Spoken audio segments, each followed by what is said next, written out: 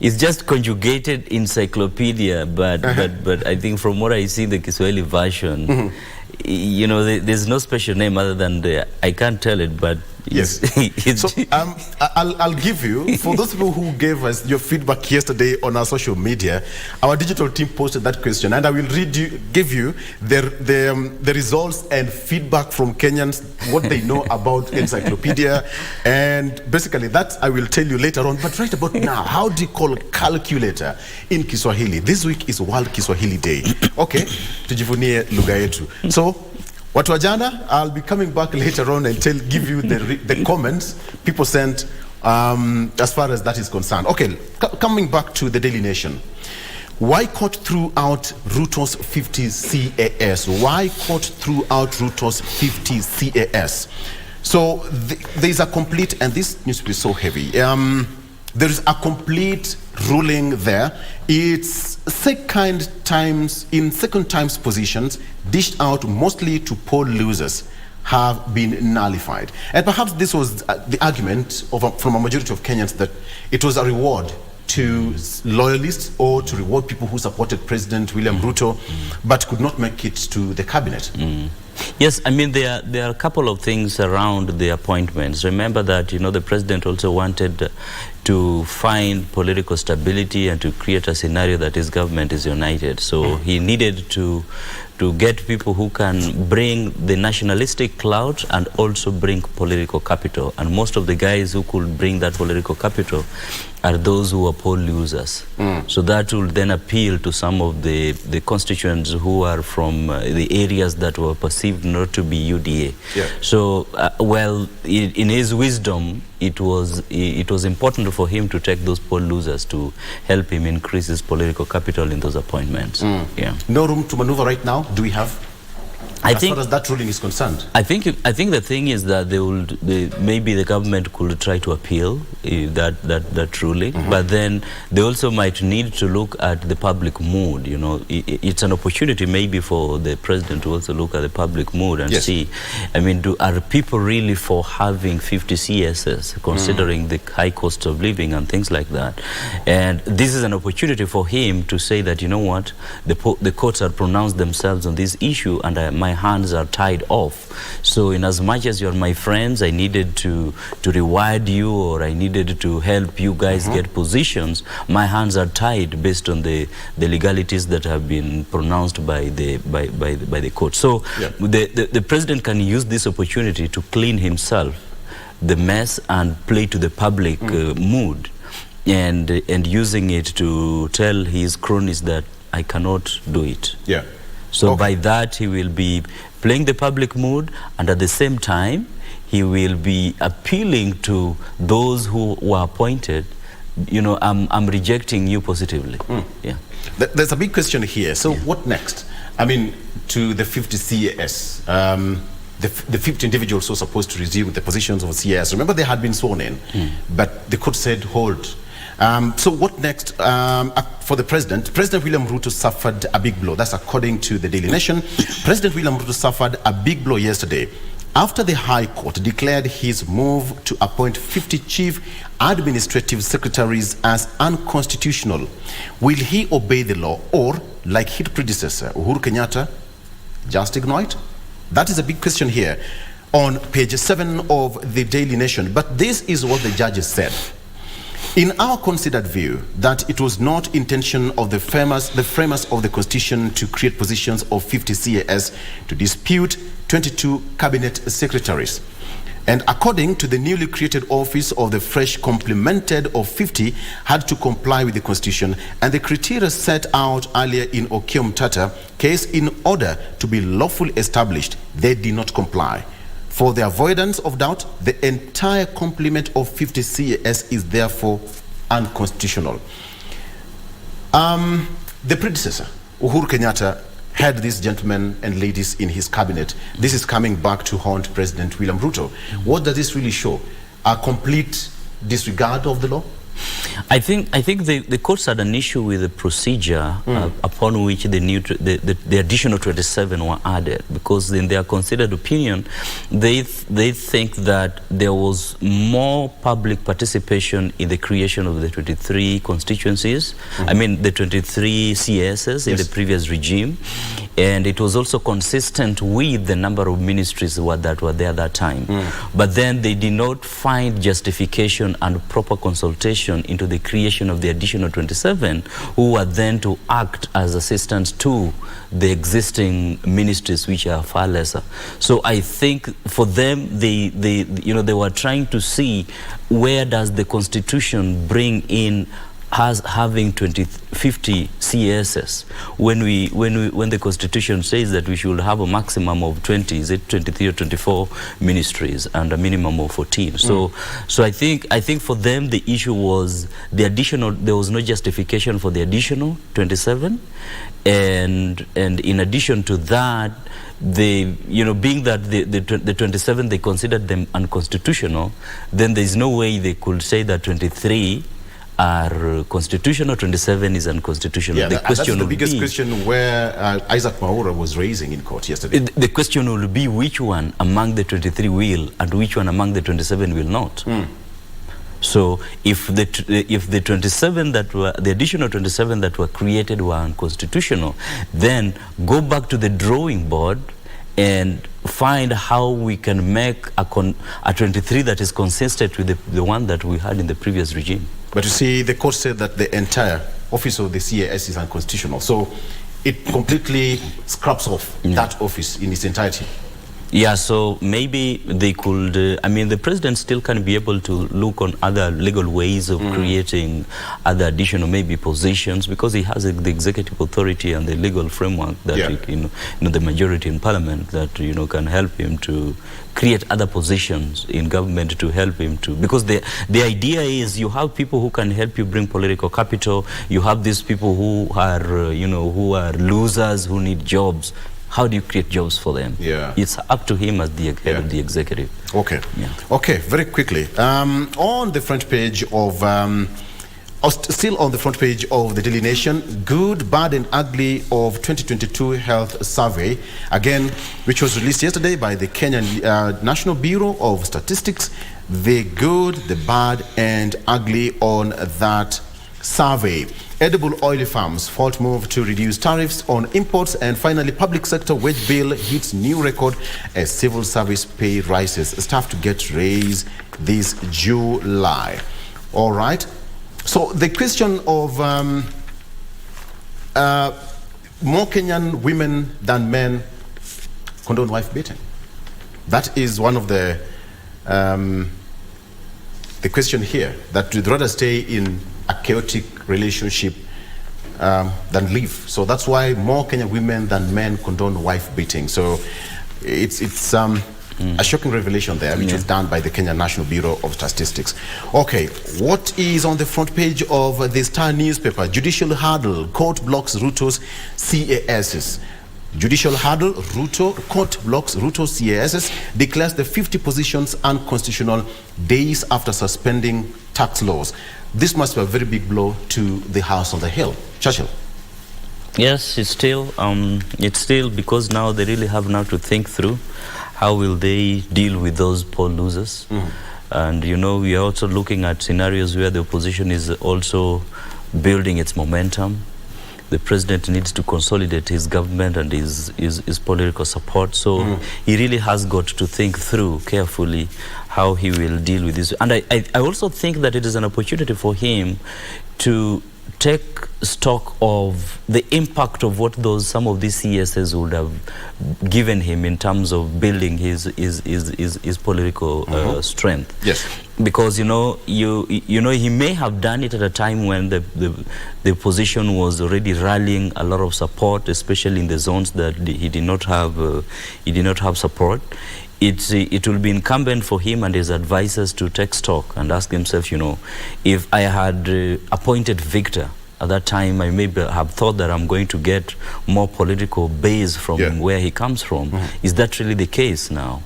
And if it is not so, what can I do differently constitutionally to stabilize myself politically. Maybe it could be time maybe to think of extending a hand now to the opposition in a much more deliberate and a much more intentional way, and have them, just have them talk. The people don't want to talk about handshakes, but sometimes in leading democracies, it calls on leaders to shelve off all their enmity and all their differences for the sake of the stability of the country.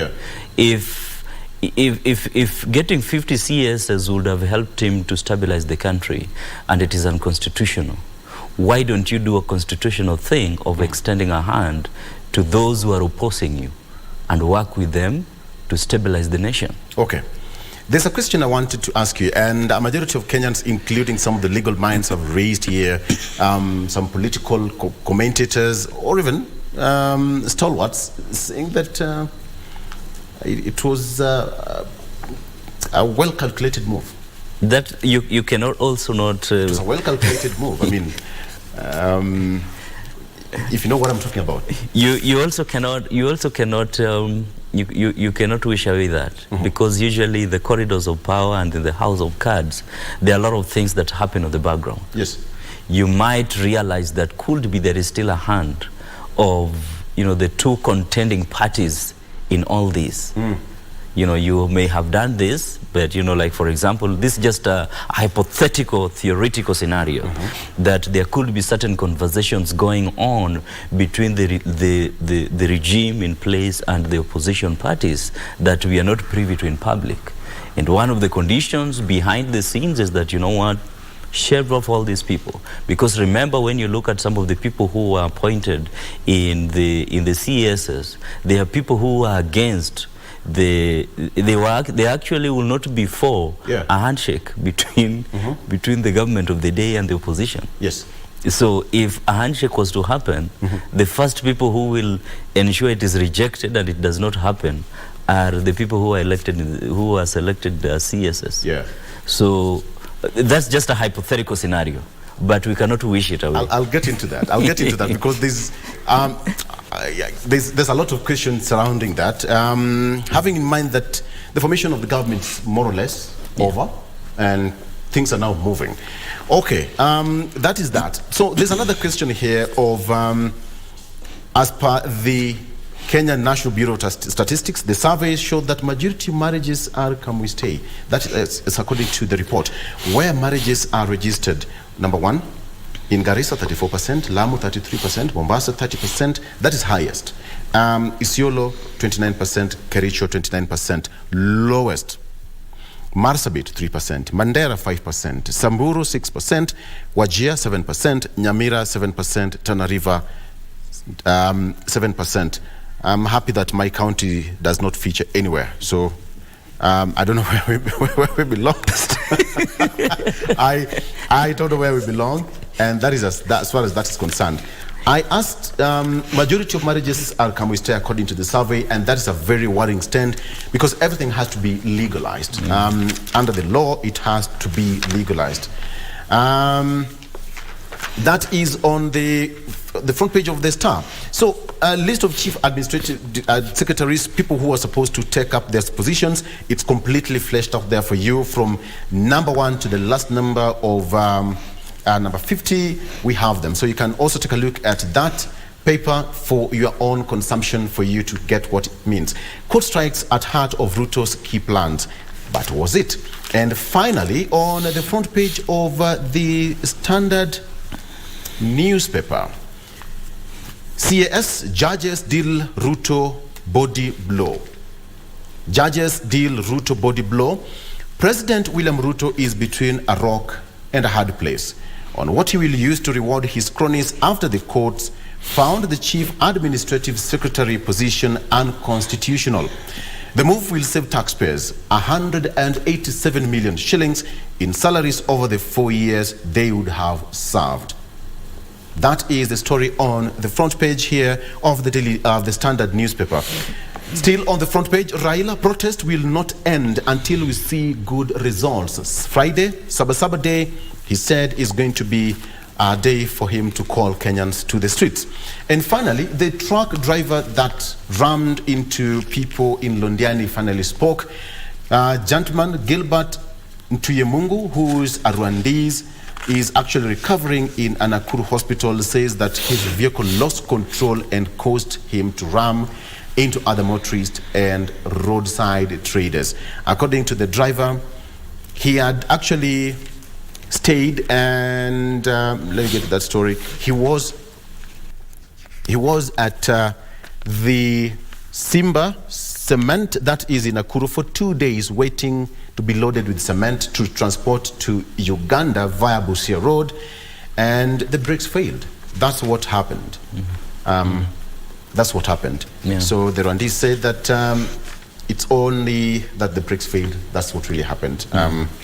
We can only condole with the families of the affected people in that region. All right. Let's take a break. When we come back, we are going to dig deeper into a discussion here on people and politics with Churchill Saoke. But I still ask, how do we call calculator in Kiswahili? Friday is Kiswahili Day, which will be celebrated in the country. How do you call calculator? How good is your Kiswahili?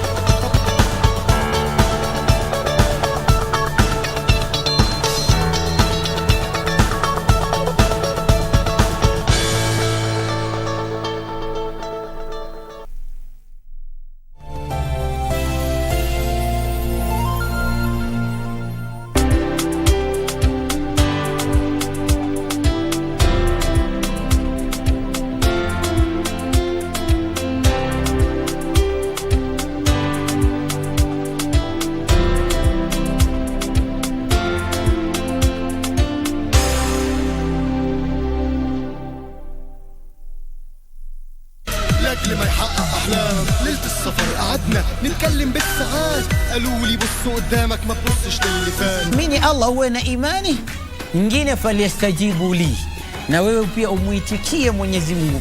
Kumuitikia Mungu ni vipi? Ni wewe utende matendo mema aliyokuamrisha Allah na uache haramu.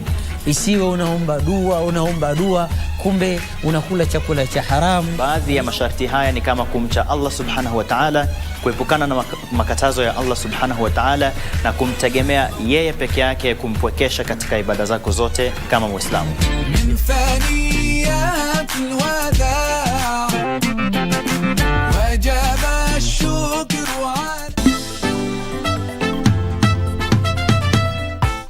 Konyo, we are going for an official meeting. Sio kwenda tunaenda kucheza golf hapa.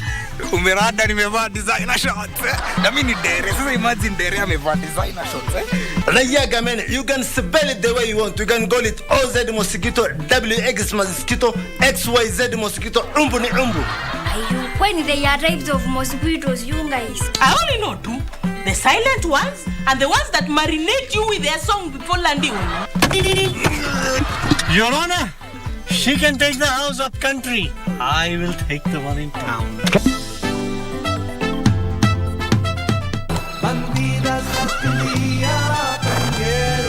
It means he has been making a fool of me while showing me the face of a righteous and respectable man. Is that what you're telling me? Yes, that's right. What do you want? Hey, where do you think you're going? Las Bandidas.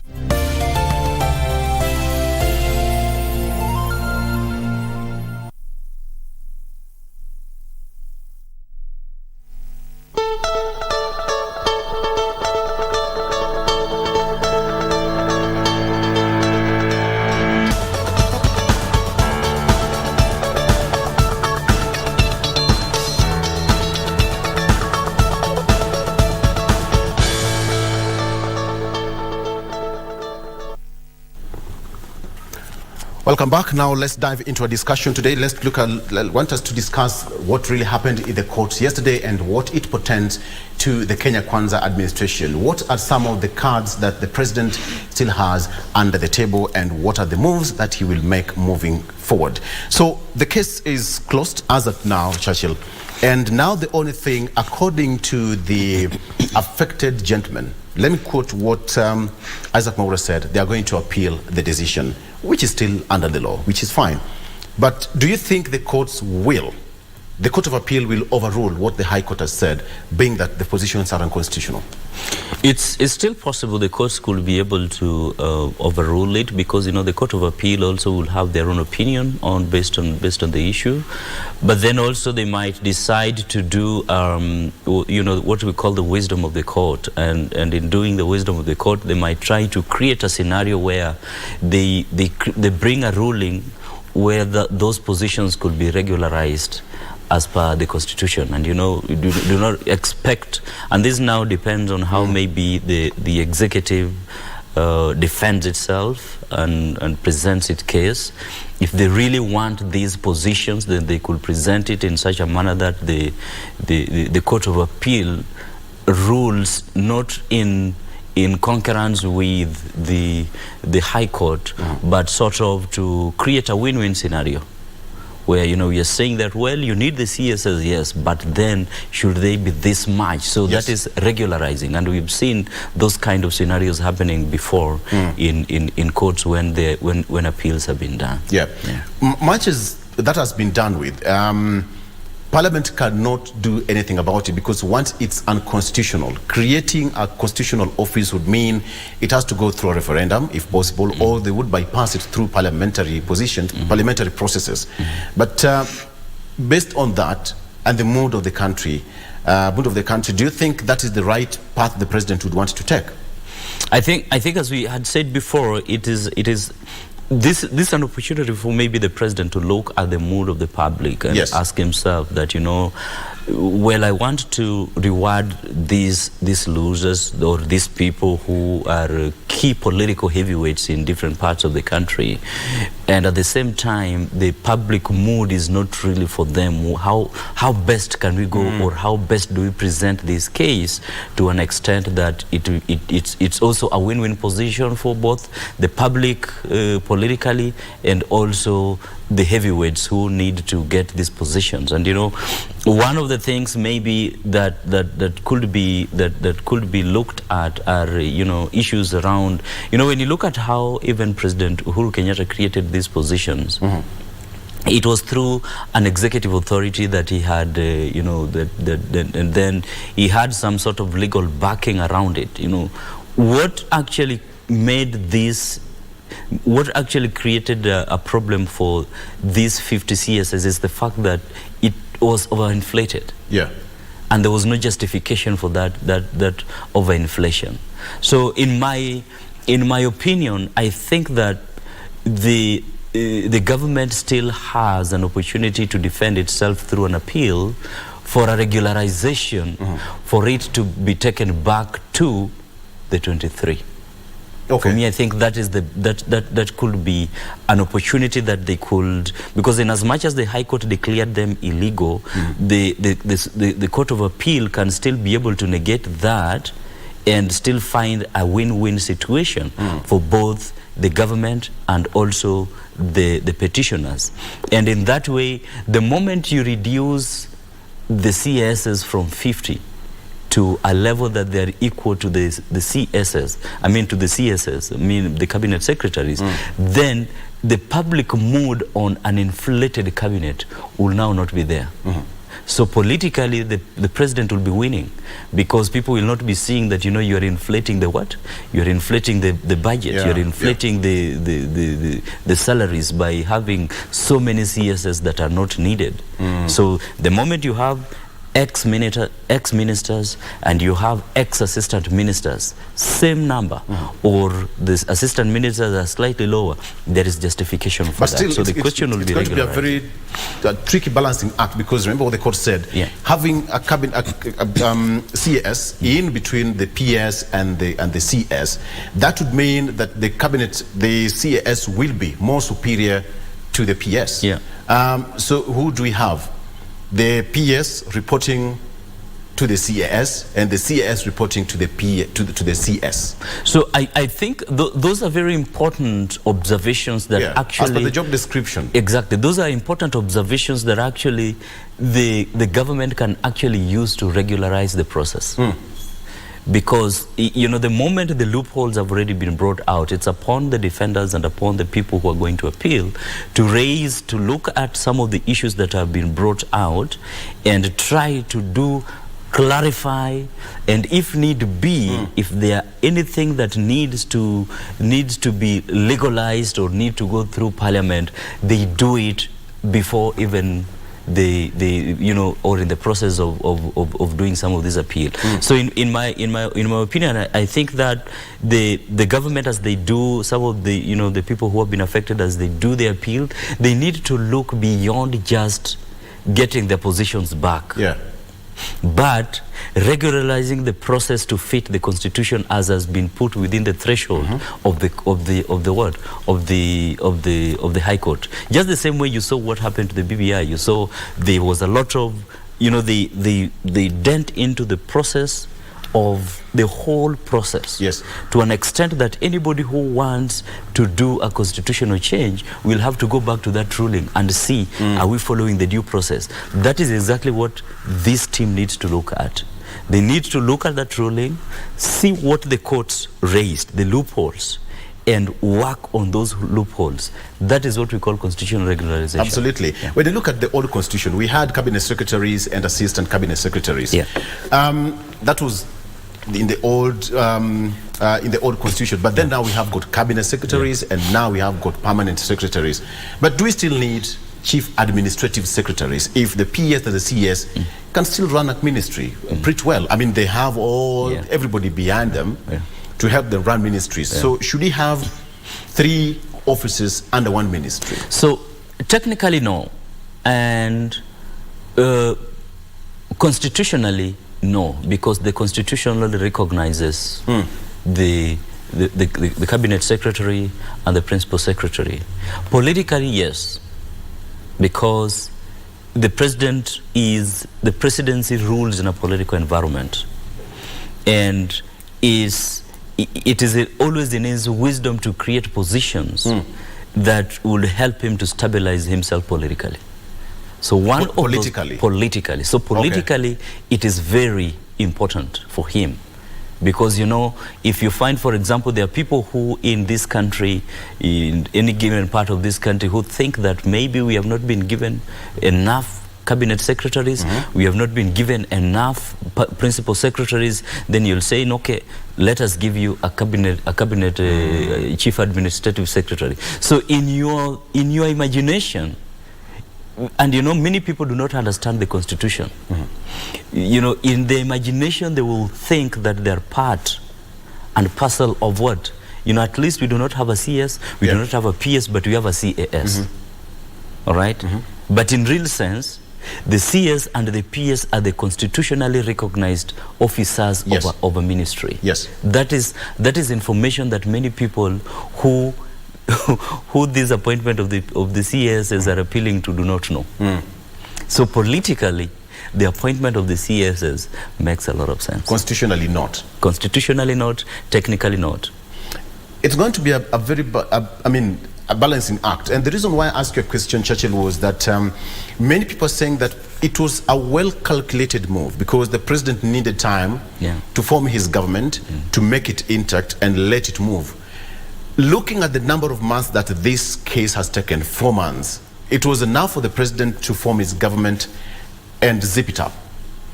So what's now left for the 50 gentlemen and ladies? Because as we speak, who is going to fit in which position? Parastatals are fully packed. If you look at other government offices, the bodies, name it. So who is going to fit where? And looking at the mood on the ground currently. While that may have been a possibility, I really still have doubts. Looking at who the president is and how he has remained loyal to his to those who supported him, when you look at some of the people who were appointed CASs, there were people who were really supported the president from, you know, from way before even UDA or Kenya Kwanza started.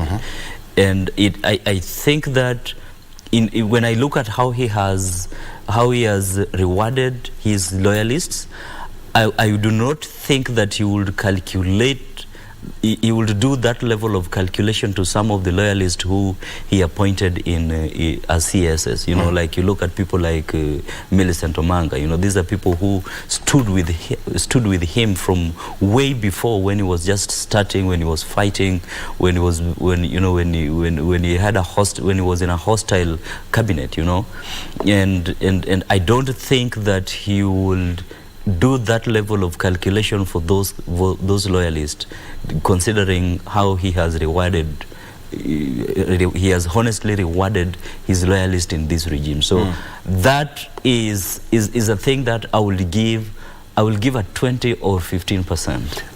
Do you think this is a big test to the president? If yes, why and how? If no, yes and how? 2 court cases in a span of a week. The finance bill and now this one.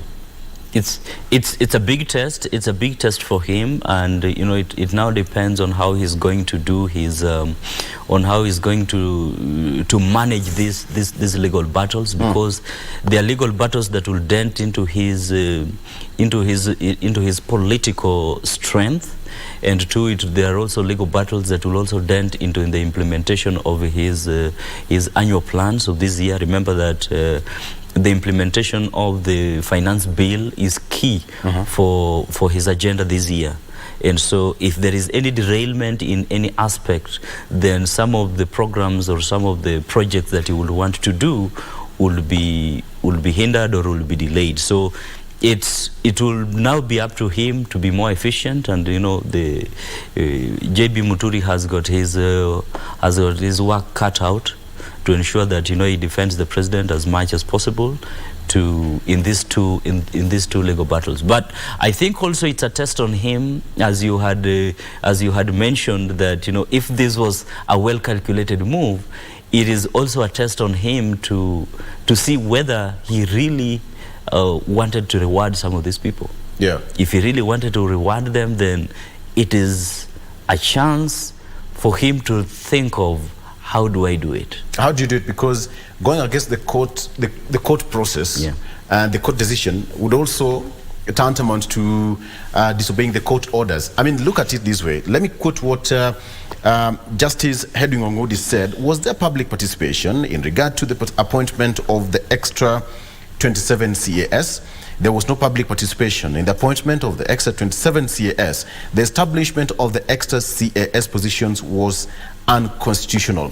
So, public participation, what should it entail in as far as this is concerned?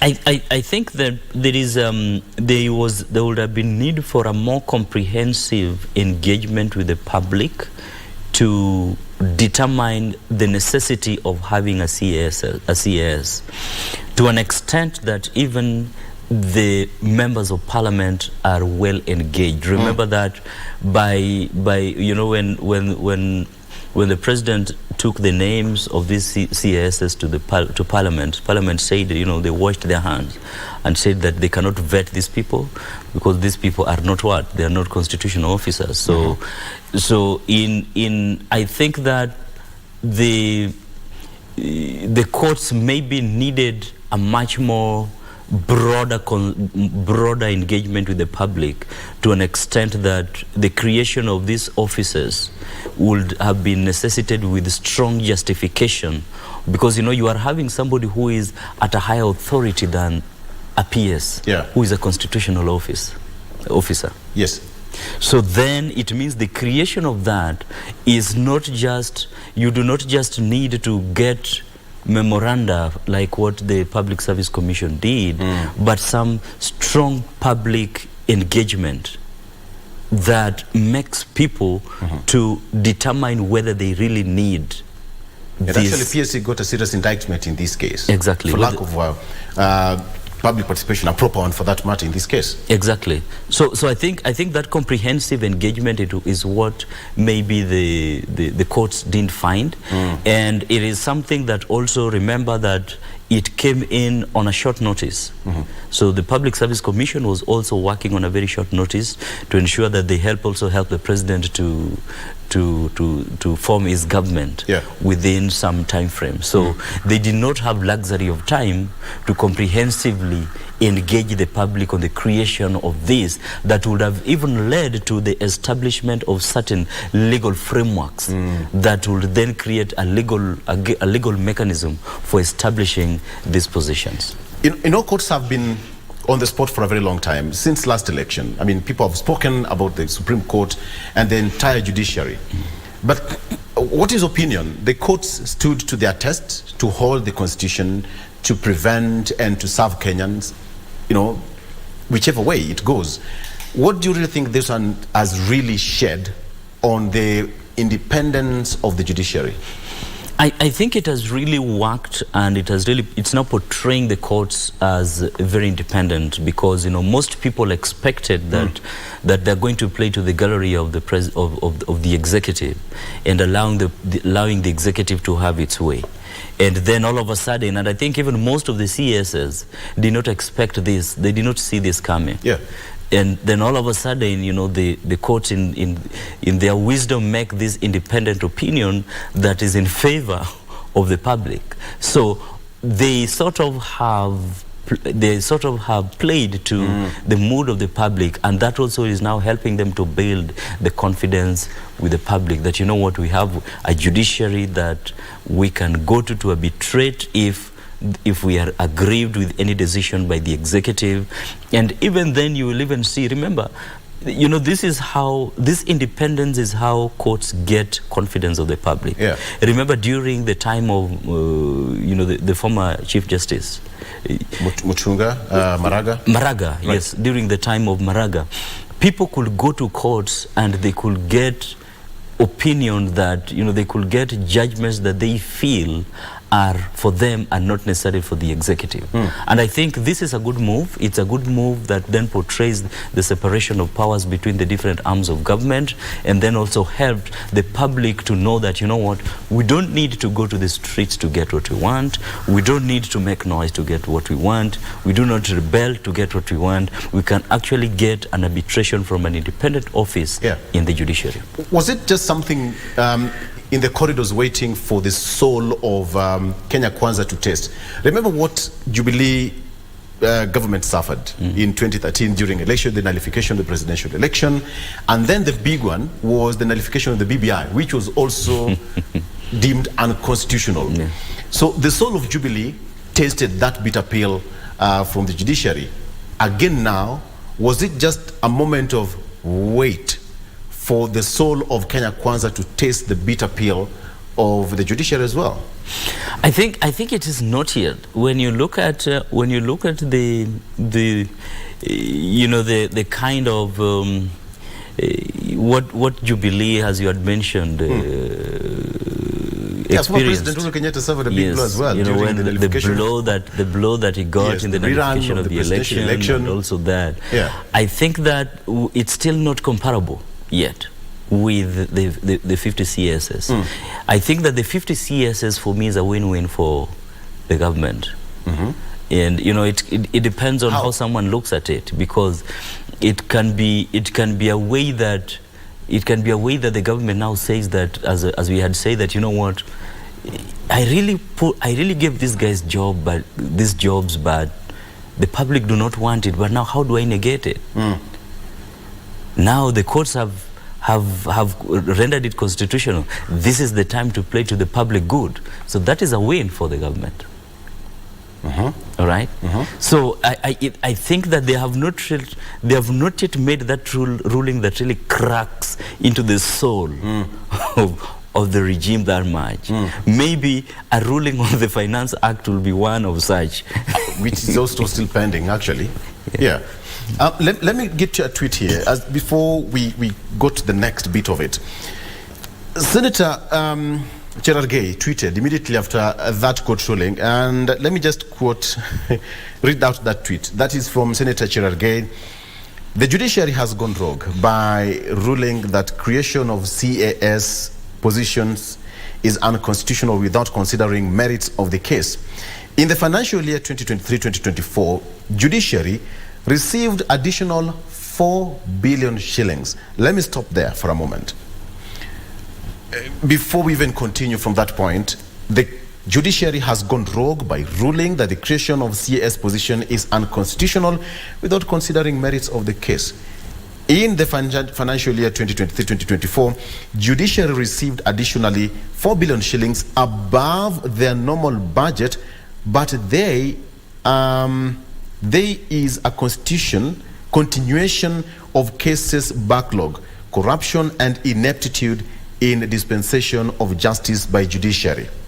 He says, we shall appeal this decision that negates public interest and principles of natural justice. He finishes saying, who will watch the watcher? The question is, the judiciary has gone rogue. That is a serious indictment to the judiciary from a position of that, a person of that position. Yeah, I think that is a not well-guided statement, because you see, we have to be honest in our judgment of the judiciary. If the judiciary is for us, we should accept their judgment. If the judiciary is against it, we should be able to be honorable enough to accept their judgments, because they are looking at these judgments from, we have given them the responsibility to look at these cases and make the judgments based on the wisdom as they see the cases. So it will be unfair to call them rogue when they rule against us and support them when they rule for us. Yeah. I think that will be doublespeak, and it will be very unfair for the courts. Yeah. It doesn't matter. Given 4 billion shillings, that is for the dispensation of justice. And it's not for the courts. It's for the common mwananchi. Courts need money to run their affairs. I mean, we have got backlog of cases going back way. Like today I was reading a story here going back 1982. Yeah. A case still pending in court.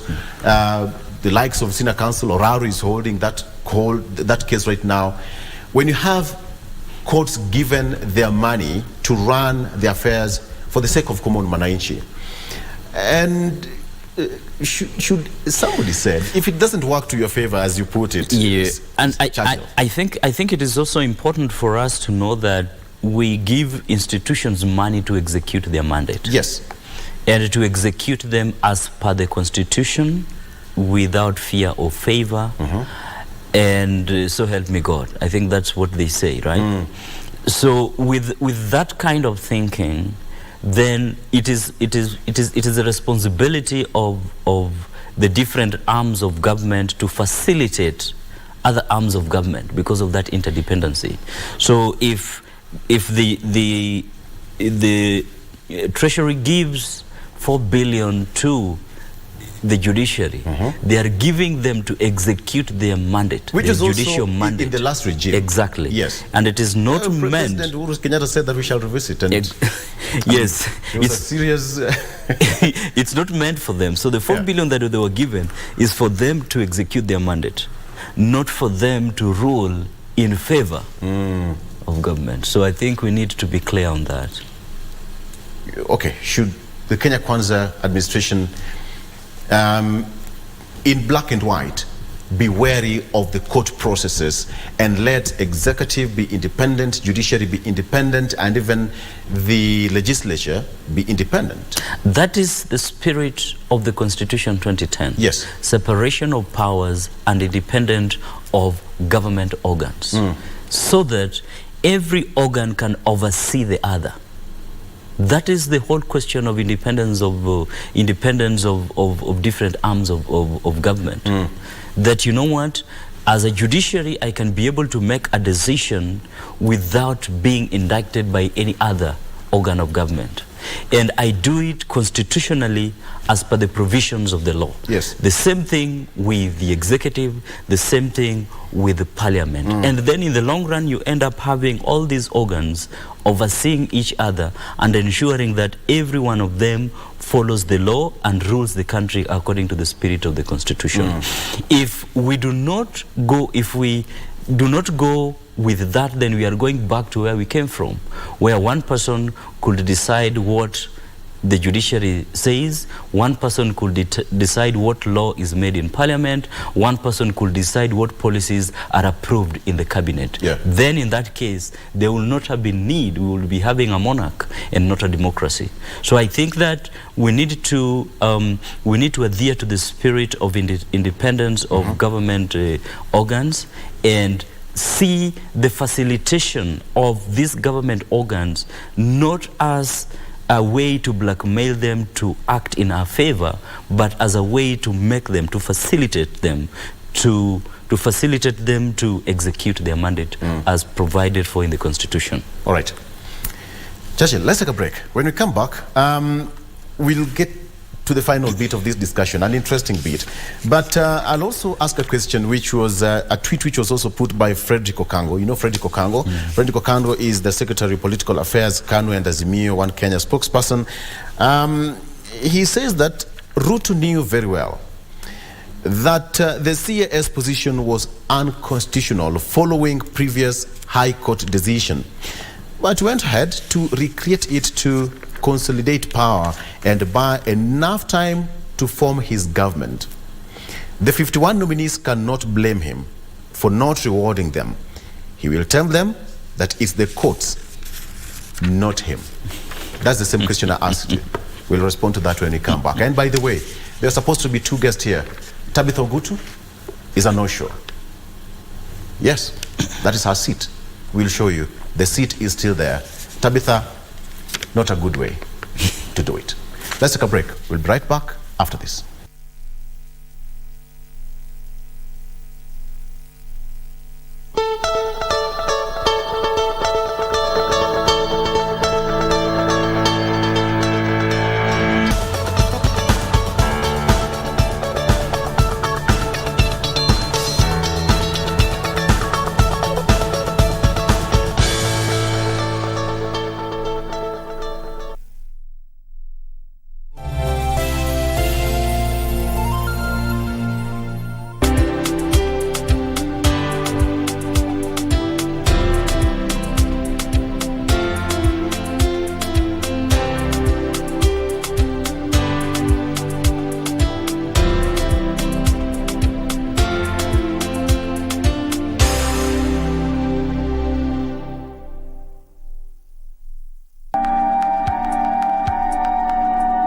Mwanamke pia alikuwa anataka kutulaghai. Christine! Na wakiuana jemedari. Tutawazika. Endo kasort hiyo mess. Sawa. Pete, Christine amekuroga. Don't get too excited. Ile mambo umepitishia huyo bwana yetu angekuwa shakupuza kitambo sana. Uliamua mimi na mume wangu hatuwezi kaa na amani kwa ndoa yetu. Hata kuona mali tunafika. Just get out of my house. I will never forgive you. Sina mali pa kuenda haki. Mama Jane.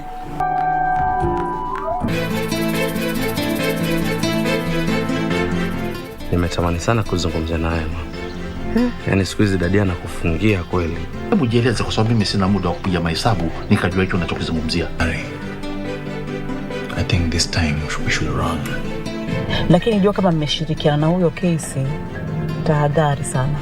Manake kimotoni. Watakaje Kate? Huu karibu wako wewe na Dingu umeletwa na nini haswa?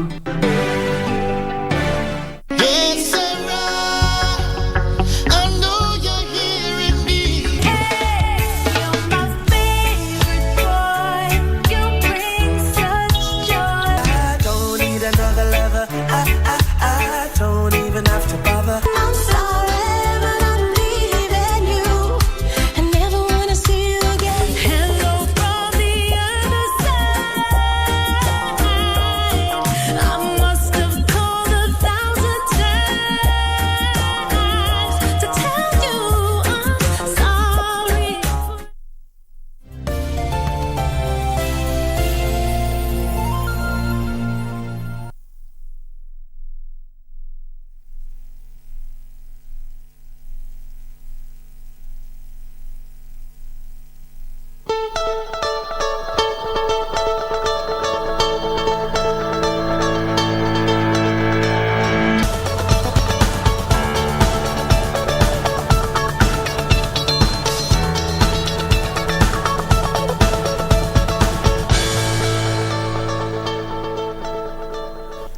All right, welcome back. Now we are just coming to the close of this discussion.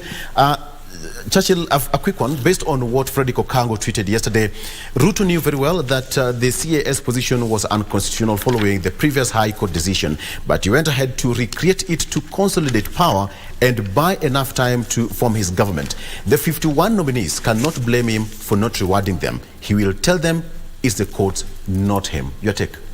So actually he's absorbed himself from it, and that's why I said it is a win-win for him. And maybe if it was calculated move, as we were speaking previously, maybe he wanted to find a way of dealing with those who are in the opposition, who he selected, but people who are not in Kenya Kwanza, and then it will be a way of shrinking, giving them an impression that we wanted to put you in government, but then the courts have rendered this unconstitutional. So it could have been a smart move, but I don't think that his loyalists, like those who are in the UDA, I don't think that the move was meant for those who were selected as CASs but were in UDA. Maybe it may have been meant for those who were selected as CASs but were in the opposition. Yes. Yeah. Okay. So let me just get you some of the comments from social media here. There's a gentleman called Joseph W. Kimani. Joseph says that, okay. Good morning KBC. Naomba nicheze wimbo ya nchi ya kitu kidogo. Nisikize na rafiki zangu Simon Gashora. Okay. Producer, do we have that music? I'm sorry, Joseph. Probably we'll do it during Rumba time. That is Bridge of a Congo or some other day. Pretty sure that he will ignore the question that we asked. President Ruto suffered a big blow. Will he obey the law or just ignore it? The question. Walter Olo says that pretty sure that he will ignore. He's the kind of president, we all know. Ochieng Owaga said that he must ignore to reward the shareholders. That is Ochieng Owaga. And Jared Sarez Raboso said, good question. That is according to him. But Jared, what is your opinion? Okay, that's as far as that concerned. So, Churchill, I'm told that we need to wrap it up there, but still to remind you that we were supposed to have Churchill, Saoke, and Tabitha Ogutu here on set. Tabitha is not picking up calls, but she promised to be on set. So we've done man-to-man, and I think the best thing to do if you're invited to a show is to show up. It's an honor. We have got so many people who are supposed to be here, but we chose you. So, shame on you. Simple as that. Thank you. Let's take a break. Crossing over to Radio Taifa for Zinga. Good morning. My name is Victor Lo. Bye-bye.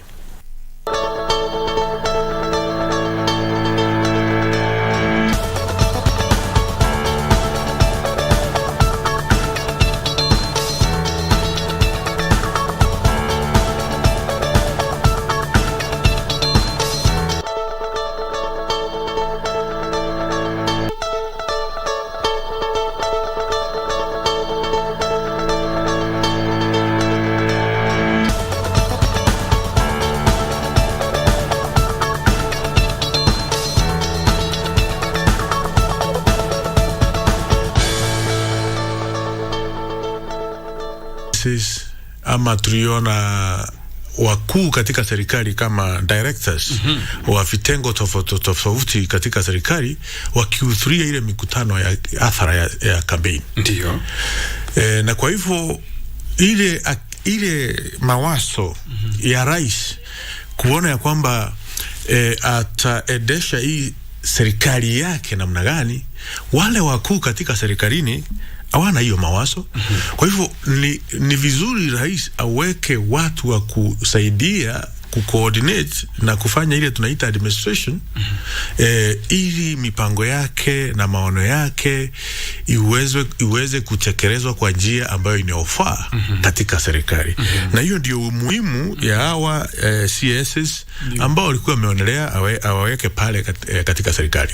Lakini kama serikali ambayo inaheshimu mahakama na inaheshimu ile separation of powers, ya kwamba kuna mbunge, kuna mahakama na kuna ile executive,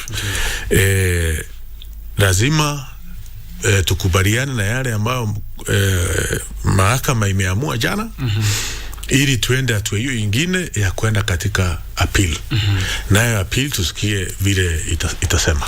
Mheshimiwa Aruku, umezungumzia swala zuri sana, ukasema kwamba serikali ya Kenya Kwanza inaheshimu uamuzi wa mahakama. Lakini mheshimiwa, ni juzi tu ambapo mahakama ilisema kwamba huu mswada wa kifedha ambao mliupitisha juzi bungeni uweze kwanza kusitishwa, ikiwa pamoja na ongezeko la bei ya mafuta. Lakini sioni kwamba inatekelezwa, bado mafuta yamepanda. Sasa kivipi unasema kwamba serikali ya Kenya Kwanza inaheshimu mahakama, upande mwingine haifuati?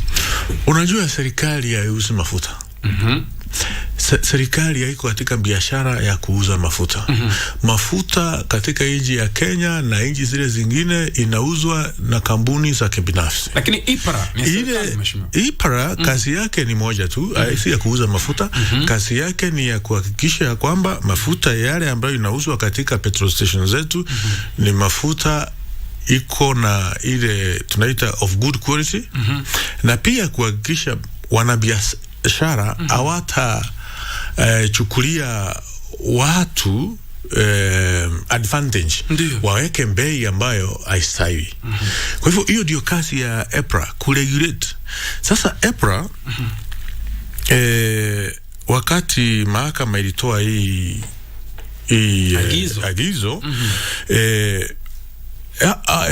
EPRA ilikuwa imeshapatiana mwongozo kupitia yale ambayo tulikuwa tumepitisha pale bungeni.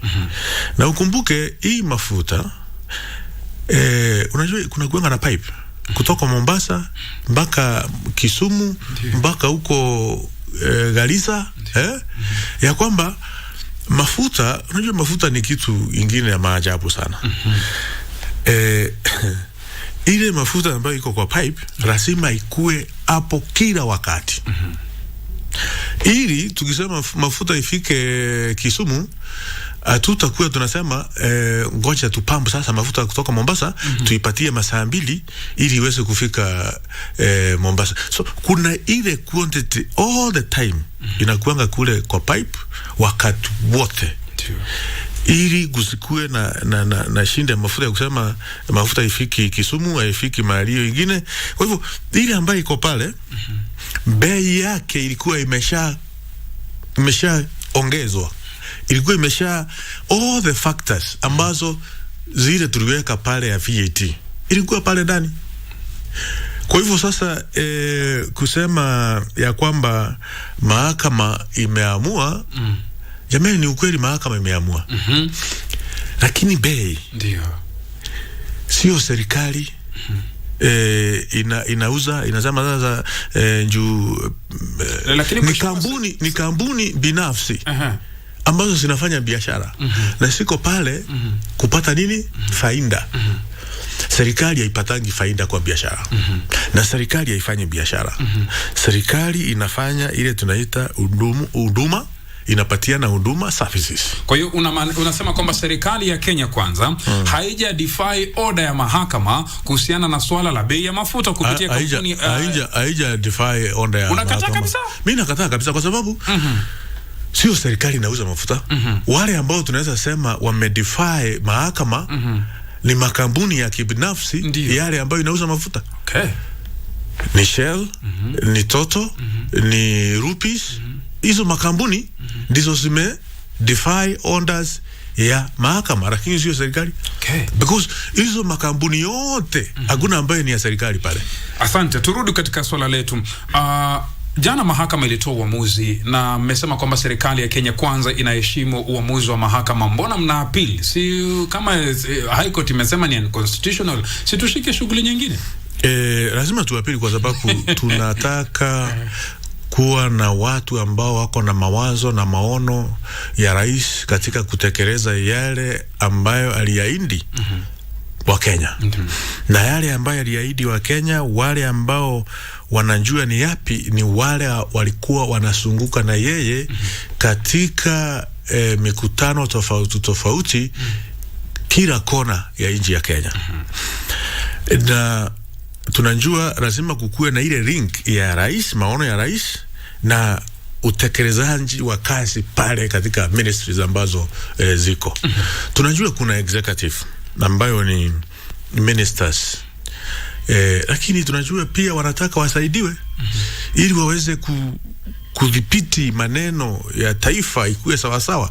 Unaona kuna mfumo mpya wa kufanya kazi. Kama saa hii tunasema all the government services zitakuwa kwa mtandao. Takuwa kwa mtandao. Ili hiyo maneno ifanyike na ihakikishe inafanyika vizuri, lazima rais awe na watu ambao wanaangalia hiyo maneno kwa makini na wale ambao wanamuelewa. Na hawa si wale civil servant. Civil servant, yes, ni wazuri, wanafanya kazi kwa bidii, lakini hakuna civil servant alikuwa katika mikutano ya hadhara ya kisiasa. Hakuna civil servant tulimuona akiwa pale Karen wakati rais alikuwa na mikutano mingi ya kisiasa pale. Hakuna ambao tuliona pale. Sasa wale ambao walikuwa natembea na rais mara kwa mara, hao ndio rais alikuwa ameweka wamsaidie kufanya ile kazi. Lakini wengi wao, unajua mahakama jana imesema public participation haikufanywa vizuri kwa wale ambao 27. Kwa hivyo ni sawa, tutaenda tufanye public participation. Ndio. Hiyo 27. Lakini bado pia ilisema hata our 50 bado ni unconstitutional. Na ndio maana tunasema turudi kwa mahakama tena ya appeal. Tuone, juzi kulikuwa na jaji moja ambaye alisema yeye aungani na wale wengine wawili. Pia turudi katika mahakama ya appeal. Ndio. Tuweke bench. Tusungumze hiyo maneno. Ni ukweli tunaamini katiba, tunakubali maneno ya mahakama, lakini tuko pia na haki, serikali iko na haki ya yale yote ambayo inafanywa ili nchi yetu ikuwe kitu moja. Rais hawezi endesha serikali ama taifa ambao haijashikana pamoja. Unity ya nchi ni kitu muhimu, na wale ambao walikuwa wameteuliwa, mbali na kufanya kazi ya serikali ya kuhakikisha mawizara zetu zinafanya kazi vizuri, pia inaleta ile uso ya Kenya, ile uso ya taifa, na inaunganisha Kenya ikuwe kitu moja. Na hii inafanyika kupitia yale mateuzi ama the appointment ambazo rais alikuwa amefanya pale. Kwa hivyo hatuwezi itikia tuone nchi yetu taifa ikitereza kwa njia ambayo sio sawa sawa, njoo mahakama imesema is unconstitutional. Ni ukweli kama hiyo ni maoni ya majaji. Kuna wengine kuna majaji wako katika Court of Appeal, kuna wengine pia wako katika Supreme Court. Lakini hii si mara ya kwanza. Unakuta kwamba iliwasilishwa kwa Justice Murima wakati mwingine, na bado vile pia akasema haikuwa sheria. Lakini mheshimiwa, kuna swala ambalo umeweza kuligusia, ukasema kwamba rais anahitaji watu wa kumsaidia kufanya kazi. Lakini mheshimiwa, tujiulize, rais tangu alipochaguliwa ofisini sasa takriban mwezi wa 9, kazi inafanyika ama ifanyiki? Ni lazima gani tuandike ma-CAS? Tayari tuna mawaziri, tayari mheshimiwa kuna makatibu. Kwanza kuna wizara zina makatibu zaidi ya 3. Ina lazima gani tuongeze? Ni ukweli kazi inaendelea. Lakini ningetaka ujue hii kazi ikiendelea, rais anaamuka mapema sana. Rais analala usiku wa manane akifanya kazi. Wale mawaziri ambao wako pia, ukienda katika maofisi yao, wanatoka kitu saa 5, saa 6 usiku wakifanya kazi. Sasa kwa nini rais awe analala saa 8, saa 7 usiku na anaamuka saa 11 kila siku? Sisi zote ni binadamu jameni. Lazima tukue na yule muda ambao unaofaa wa kupumzika. Hayo tutaweza, wale mawaziri na rais wataweza kupumzika kama hako na watu ambao ni wanafanya kazi vizuri na wanamuelewa na anajua ya kwamba au akiwa katika ofisi, hata akienda kupumzika, kazi ya serikali na maono yake inaenda vizuri. Kwa hivyo ni ukweli kuna wale mapama ya secretary ambao wizara iko na 2, 3, lakini kuna anja kubwa. Utakuta mapama ya secretary wengi pia wao kuwa katika mipango ya kisiasa ya kampeni na rais. Wale permanent secretary wengi ni professionals, technocrats, watu ambao wanaelewa kazi inapaswa kufanywa namna gani. Lakini yale ambayo ni ya wananchi, fikri ya wananchi, fikri ya Wakenya, fikri ya kisiasa ya Wakenya, utakuta hii permanent secretary wengi hawako na hiyo mafikra. Na ni kitu ya muhimu zaidi, social aspect ya wananchi wa Kenya lazima tuitilie pale maanani. Hata katiba yetu jamani, ukienda pale article 43 inaongea katika kitu ambayo inaitwa social right or economic and social right. Vile nchi yetu imekuwa socialized, unaweza fanya kazi vizuri sana, lakini uwezi kwenda vijijini kushughulika na wamama na vikundi vya wamama na kushika watoto pale vijijini, alafu watu waseme hata kama unafanya kazi mzuri na unawani, wewe ni mtupule kabisa. Ndio kuna ile ubinadamu ambayo inatakikana katika serikali, na ndio pia rais analeta hiyo binadamu, ile social yetu, ile vile sisi tumekuwa katika vijiji yetu, kwa kutumia our CSS, coordination, administration, na kuleta hiyo umoja ya kitaifa ni kitu ya muhimu zaidi. Okay. Na mtazamaji, ni saa 2:20 saa za kanda ya Afrika Mashariki. Ni furaha iliyoje na asante sana kwa kuichagua runinga ya KBC Channel 1 TV asubuhi ya leo kwenye kipindi chako unachokipenda Good Morning Kenya, ambapo upande wa pili uko na wenzangu kina Ram Aguk na vile vile kina Victor Olo. Upande wa pili wa studio Radio Taifa uko na mwenzangu Dora Manya. Mie huko naitwa Rashid Mwamkondo, na ndani ya studio niko naye Mheshimiwa Geoffrey Ruku, mbunge wa Mbeere Kaskazini. Vile vile bado tunamsubiri mbunge wa Mugirango Magharibi Mheshimiwa Steve Mogaka, ambapo alikuwa awe hapa, kiti chake bado kiko hapa na kinasa sauti chake bado kiko hapa. Na tunazungumzia kuhusiana na uamuzi wa mahakama kuu hapo jana, ambapo ulibatilisha uteuzi wa Rais Daktari William Ruto wa wale makatibu waandamizi. Wengi wanawaita makatibu waandamizi, lakini Kiswahili sanifu ni kwamba wale ni mawaziri wasaidizi. Ndio tunalipigia pondo swala hilo. Mheshimiwa, tukirudi kwenye hili swala, wakati wa kampeni ulikuwa katika msafara wa rais akipiga kampeni akiomba kura, wakati ule akiwa naibu rais, alikuwa anawauliza watu, mnataka tujenge serikali, mnataka tuenue uchumi, ama mnataka tubuni serikali ya vyeo? Watu wanasema tunataka ubuni serikali uenue uchumi. Mnataka tupange wadosi kwanza ama wananchi, mama mboga mama mboga boda boda? Lakini rais huyu tena amekwenda ametafuta marafiki zake 50 ambao walipoteza katika nyadhifa za kisiasa akawapa. Inamaanisha nini? Ni ukweli rais anapanga watu wa bodaboda na anapanga wamama wa mboga kabisa. Unajua sio wanasema ati tuteue mama wa mboga kuwa waziri. Ile ambayo ile mtu anduthi umpatie ile ambayo rais alikuwa anamaanisha ni kwamba watu wa mama mboga watakuwa na services za serikali zikiwafikia.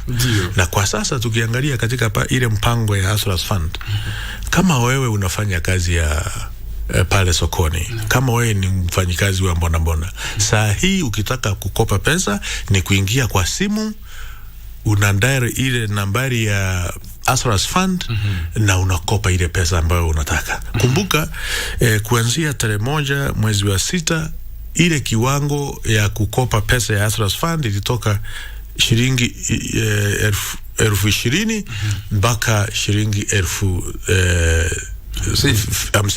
50,000. Kwa hivyo wale kina mama wa mboga wanashughulikiwa sawa na serikali ya Mheshimiwa Rais.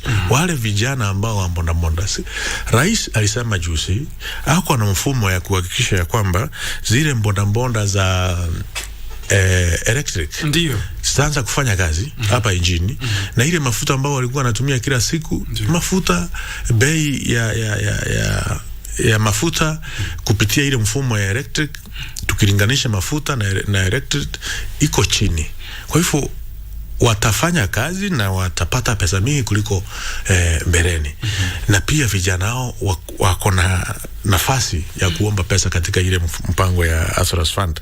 Na mpango ingine ambao serikali inaendelea kuweka ili wale mamama wa mboga na vijana wa bodaboda waendelee kunufaika katika serikali. Hii mpango ambayo ni ya nyumba, jameni. Wamama wa mboga na vijana wa bodaboda watapata kazi pale katika hiyo mpango ya kujenga manyumba. By the way, mheshimiwa, itakuwa long term ama tu temporary? Nyumba ikiisha kazi imeisha. Sina manyumba mingi sana, jameni. Mpango wa nyumba wa mwaka moja wa kiserikali utaweza kuajiri vijana 2,000,000. Hii Kenya yetu tuko na vijana 500,000 ambao hawana kazi. Hao vijana ndio watapata kazi pale katika hiyo mpango wa kujenga manyumba. Na sisemi ati watapata katika actual ile nyumba ikijengwa. Kuna wengine wataajiriwa na kampuni za mabati. Kuna wengine wataajiriwa na kampuni za mawe. Kuna wengine wataajiriwa na kampuni ambazo zinatengeneza zile tiles. Kuna wengine wataajiriwa na kampuni ambazo zinauzika na maneno ya mbao. Kuna wengine wataajiriwa na kazi na kampuni zile zinatengeneza simiti. Kwa hivyo utakuta umeajiriwa katika factory ya simiti na sio kwa sababu ya hiyo factory, ni kwa sababu ya hiyo mpango ambayo ni ya kujenga manyumba.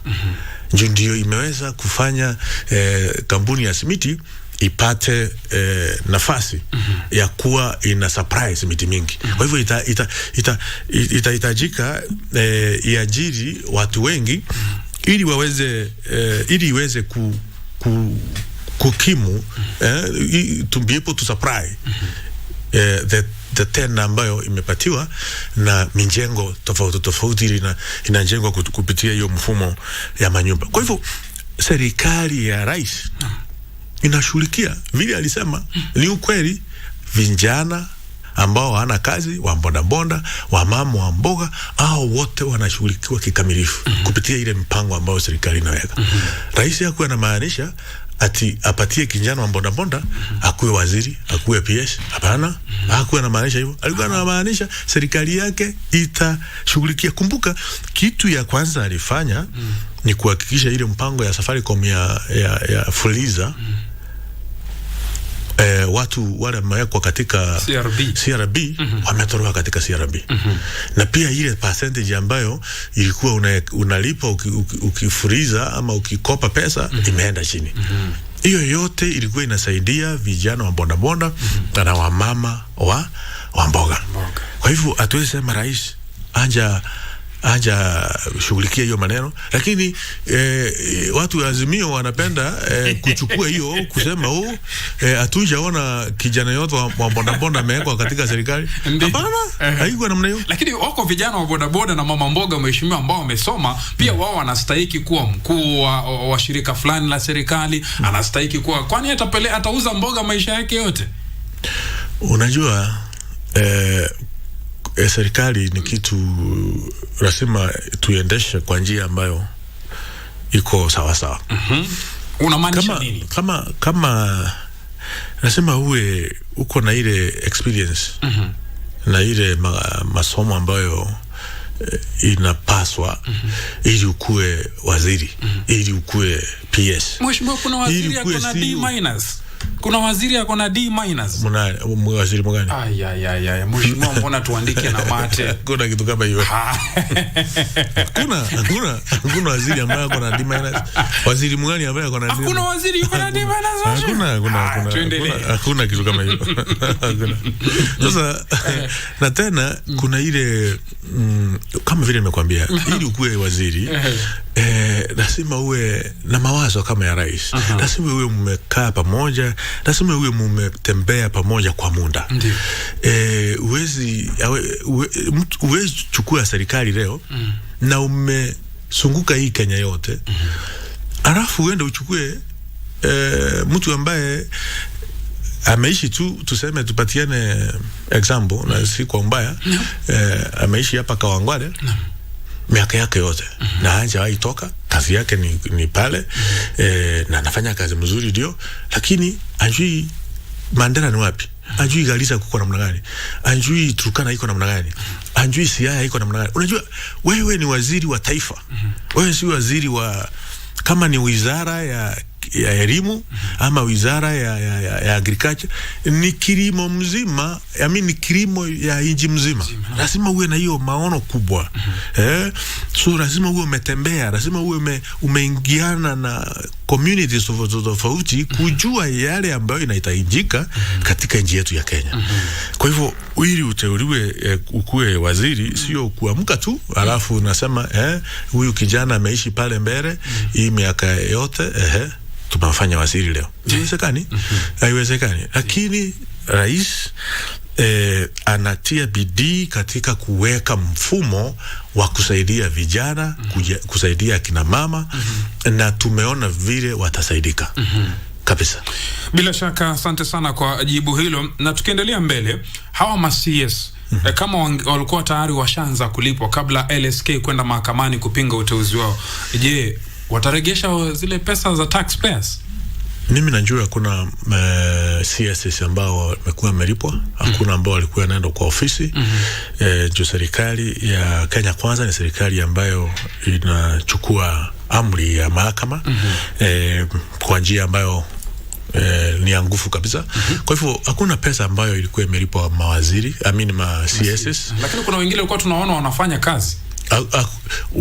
Ama walikuwa wanatembea tu. Ukiona mtu huku nje na alikuwa ameteuliwa, anasema mimi ndio niliteuliwa kuwa CS, hiyo sio kazi. Kazi ni kukua kwa ofisi, kuamka kwa ofisi kila siku, kutumia magari ya serikali, kuenda katika mikutano ya serikali ambayo ni official. Kama ungekuwa unaniambia kuna yote ambayo uliona akifanya kazi official ya serikali. Lakini sasa CS ameonekana katika madaraka de. Kwani hapaswi kuwa na madaraka de? Anapa. Anapaswa kuwa na madaraka kama Mkenya tu. Kama Mkenya, lakini sasa akifika pale madaraka de, runinga inamumulika, anasema wanafanya kazi. Hakuna kazi ambayo anafanya. Kama kuna function ambayo iko mahali ingine, na rais yuko na wengine wa serikali yuko, naye pia ako pale, hiyo sio kumaanisha anafanya kazi. Kufanya kazi ni kuamka asubuhi, kuenda katika ofisi, kutumia magari ya serikali, kusign document, kuenda mikutano rasmi ya kiserikali. Lakini sijaona hata mmoja ambaye ameenda mikutano rasmi ya kiserikali na kupatiwa ile nafasi, anaambiwa sasa tuko na mkuu wa serikali wa hii wizara, CS fulani, karibu utuambie, utupatie mwongozo. Alafu anachukua ile makaratasi, anasoma official speech kwa niaba ya waziri na serikali. Hatujaona hata mmoja ambaye amefanya namna hiyo. Kwa hiyo LSK walikuwa haraka tu baada kuchaguliwa akafika mahakamani na ikawa imestop hivyo. Unajua LSK ni wale tunawaita activist. Na Kiswahili sijui anaitwa wanaharakati. Sasa hao wanaharakati pale wale ambao wako pale Kenya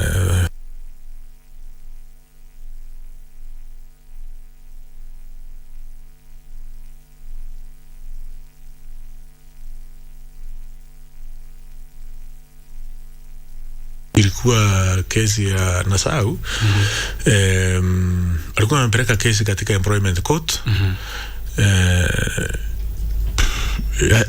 Nafikiria ilikuwa ya ma-PSS ama ilikuwa gani. Anyway, wafanya yale ni sawa. Kenya ni nchi huru, ni nchi ya kikatiba, na ni nchi ambayo inaruhusu kila Mkenya ambaye ako na maoni yoyote yale aseme. Na akisikia yake haisikizwi, unaenda kotini, unazikiswa. Hiyo ni haki ya kila Mkenya. Lakini pia wale wengine wako pia na haki ya kikatiba ya kwenda kusikizwa. Na ndio tunasema lazima tutaenda pale mahakamani ya rufaa ili tuone kama yale ambayo rais alikuwa anaangazia itakuwa sawa.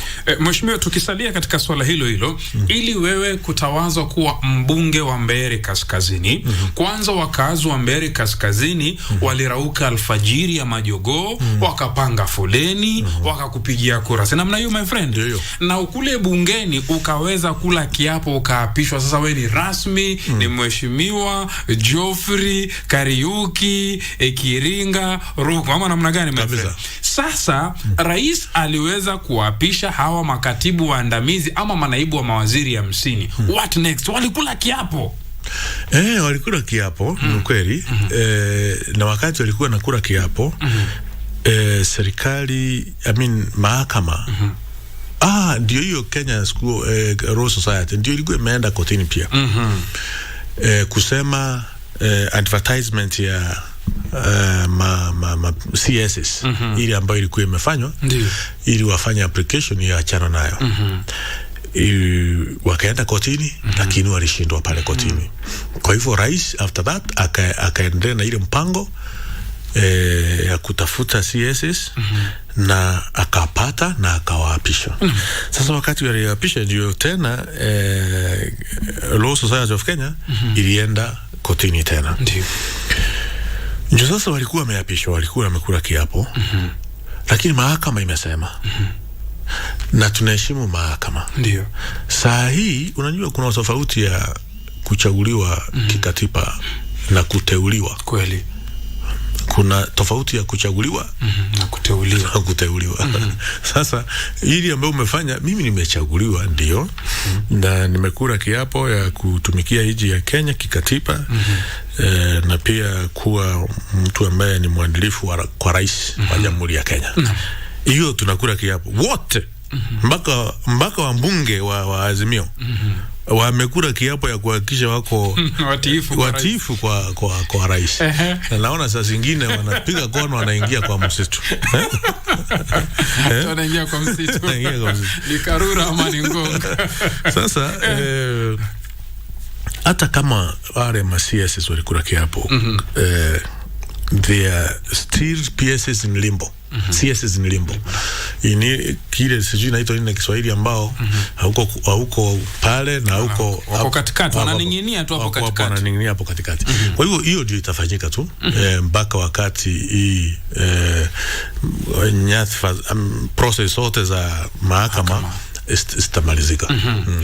Alafu kuna pia swala linajitokeza. Jana tulikuwa tunafuatilia vizuri mahakama kuu ikiweza kutoa uamuzi, na wakasema kwamba wale 23 walifuata wale CS 23 process nzuri iliweza kufanyika.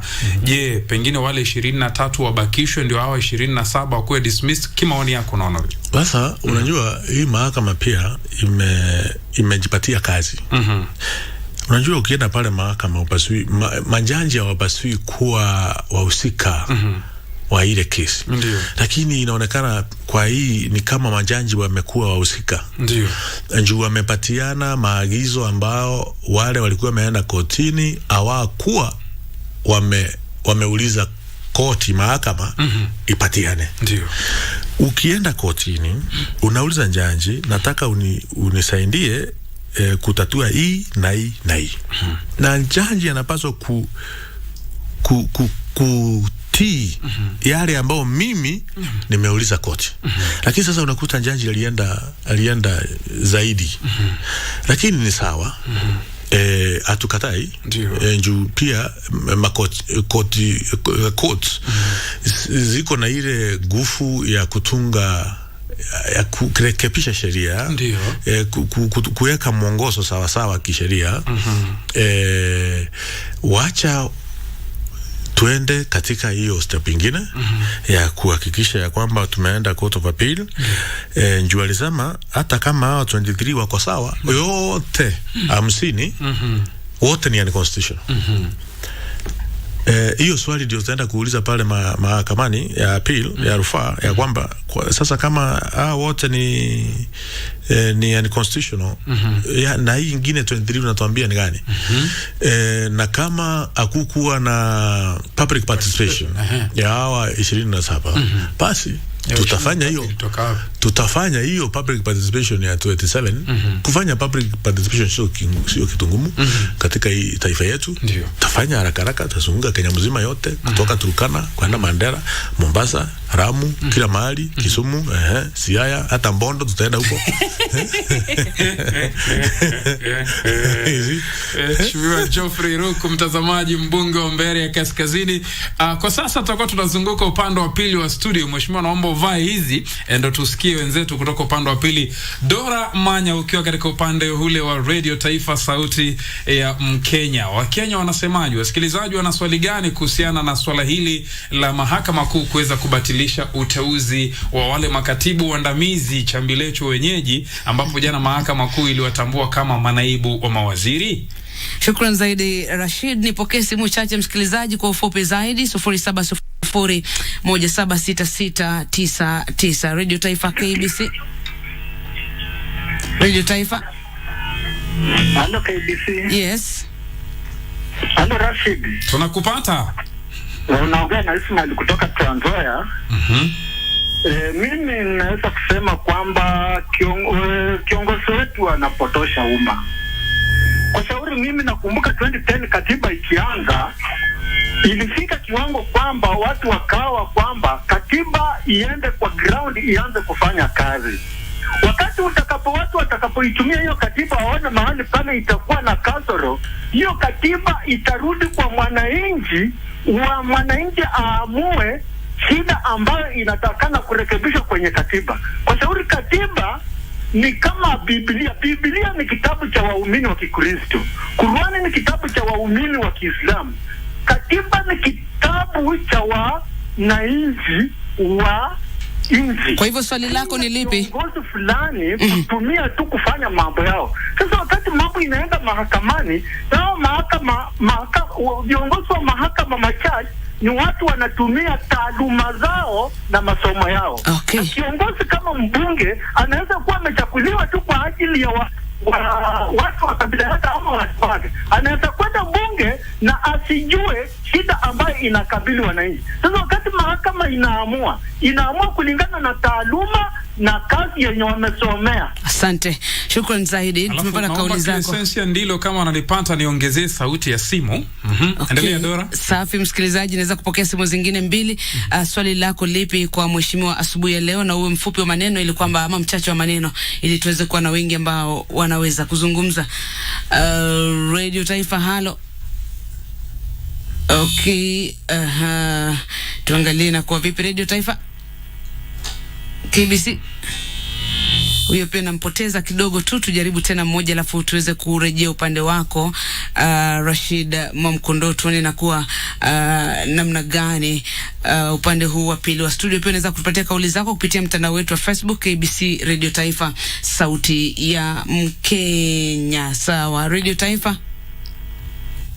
Okay, Rashid, nitakuwa narejea kwako. Alafu utakuwa labda unakuja baadaye kidogo. Ndio. Lakini kuna wale wananchi ambao pia wanasema kwamba hakuna makosa Rais Daktari William Ruto amefanya, maanake mtangulizi wake pia alikuwa na makatibu waandamizi. Labda mheshimiwa sijui anasemaje kuhusu hilo. Haya, mheshimiwa, nadhani kwanza tuchukue ile simu ambapo ndugu yetu kutoka Trans Nzoia amekuja hapa na tafsiri ndefu ya Biblia, Qur'ani na vile vile pia katiba. Amedai kwamba rais anapotosha umma. Sijui swala hili yuko sawa ama? Unajua hata hiyo ni maoni na ni maoni ambayo inaheshimika. Lakini rais anaendesha serikali. Na unajua kitambo kulikuanga na ile ambayo tulikuwa tunaita wakati ya Sisa, wakati ya Farao, hakukuanga na katiba. Kulikuanga na kitu tunaita wisdom. Walikuwa wanasema wise council. Tukatoka hiyo wakati, tukakuja wakati ambao nchi zimejipatia yale tunaita katiba. Kwa sasa tuko na katiba. Katiba ambayo tunahakikisha inatekelezwa vyema na mahakama inaangalia kama katiba inafuatwa. Lakini pia tuko na rais ambao ako na wisdom. Na anaangalia kwamba vile yeye anaweza tekeleza kazi yake kama rais ili Kenya yetu iendelee vizuri. Na akaonelea kwamba ni vizuri aweke yale tunasema CSS. Ndio. Na ndio sasa majaji wamesema hiyo yote ni unconstitutional. Wacha tufuatilie hii mfumo ama hii nafasi ya mahakama kutoka High Court tuende Court of Appeal, tuende Supreme Court. Kama hiyo yote ambayo imepaki itasemekana yote ni unconstitutional, then tutasema maneno ya CSS kando. Naam. Tujue vile sasa tunaweza fanya ili tuweke Kenya yetu pamoja. Ili Kenya ikuwe united, ili wale ambao walikuwa nasunguka na rais kutafuta kura na kusema yale ambayo wananchi wanapaswa kufanywa kazi namna gani, tujue ni njia nyingine yipi kikatiba ambayo tunaweza tumia ili watu waweze kusaidia rais katika kufanya kazi. Yaani kiufupi mheshimiwa, mnawatafutia tu kazi, si waliangushwa. Sio mbali na kazi. Tunatafuta namna ya kusaidia rais. Juu kazi ya Kenya ni kazi ngumu. But mheshimiwa, nyinyi kama wabunge mnamsaidia rais. Juzi mmemsaidia rais kupitisha finance bill. Hapana. Sisi tunafanya kazi yetu ya kikatiba ya mbunge. Kumbuka mbunge sio kitu ya rais. Hapana. Kuna 3 arms of government. Najua. Serikali. Moja ni bunge, hiyo ingine ni executive, hiyo ingine ni mahakama. Ndio? Ndio. Judicial imesema yake. Bunge inasema yake. Na rais anasema yake. Lakini bunge mheshimiwa, mnapelekwa kubali tu. Kupelekwa kufanya nini? Juzi mliambiwa nione yule atakataa finance bill na nyote mkasema yes. Mheshimiwa nakataa na iko public domain. Wale ambao walisema yes ni wale waliona ya kwamba hii maneno iko na manufaa na inaweka Kenya, taifa yetu, katika nafasi mzuri ya kujikomboa katika mandeni ya nchi zingine za kigeni.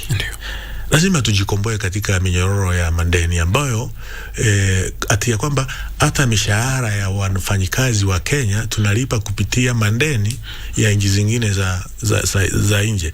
Hiyo haiwezekani. Lazima tuweke mfumo ya uchumi ambayo itaweza kusaidia watoto yetu.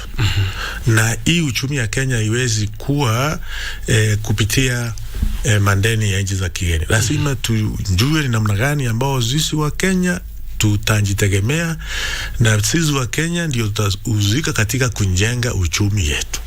So ile finance bill yote ilikuwa inasunguka hapo. Ndio maana wengi ya wabunge wakaonelea kwamba hii ni kitu ambayo ni ya manufaa kwa siku ambazo zinakuja. Kwa sasa kunaweza kuwa na uchungu, lakini pia ukitaka mtoto lazima jameni, mzazi atasikia ule uchungu na pia atasikia uchungu ya kulea yule mtoto. Kwa hivyo ni namna hiyo tu. Kama tunataka Kenya ijikimu vizuri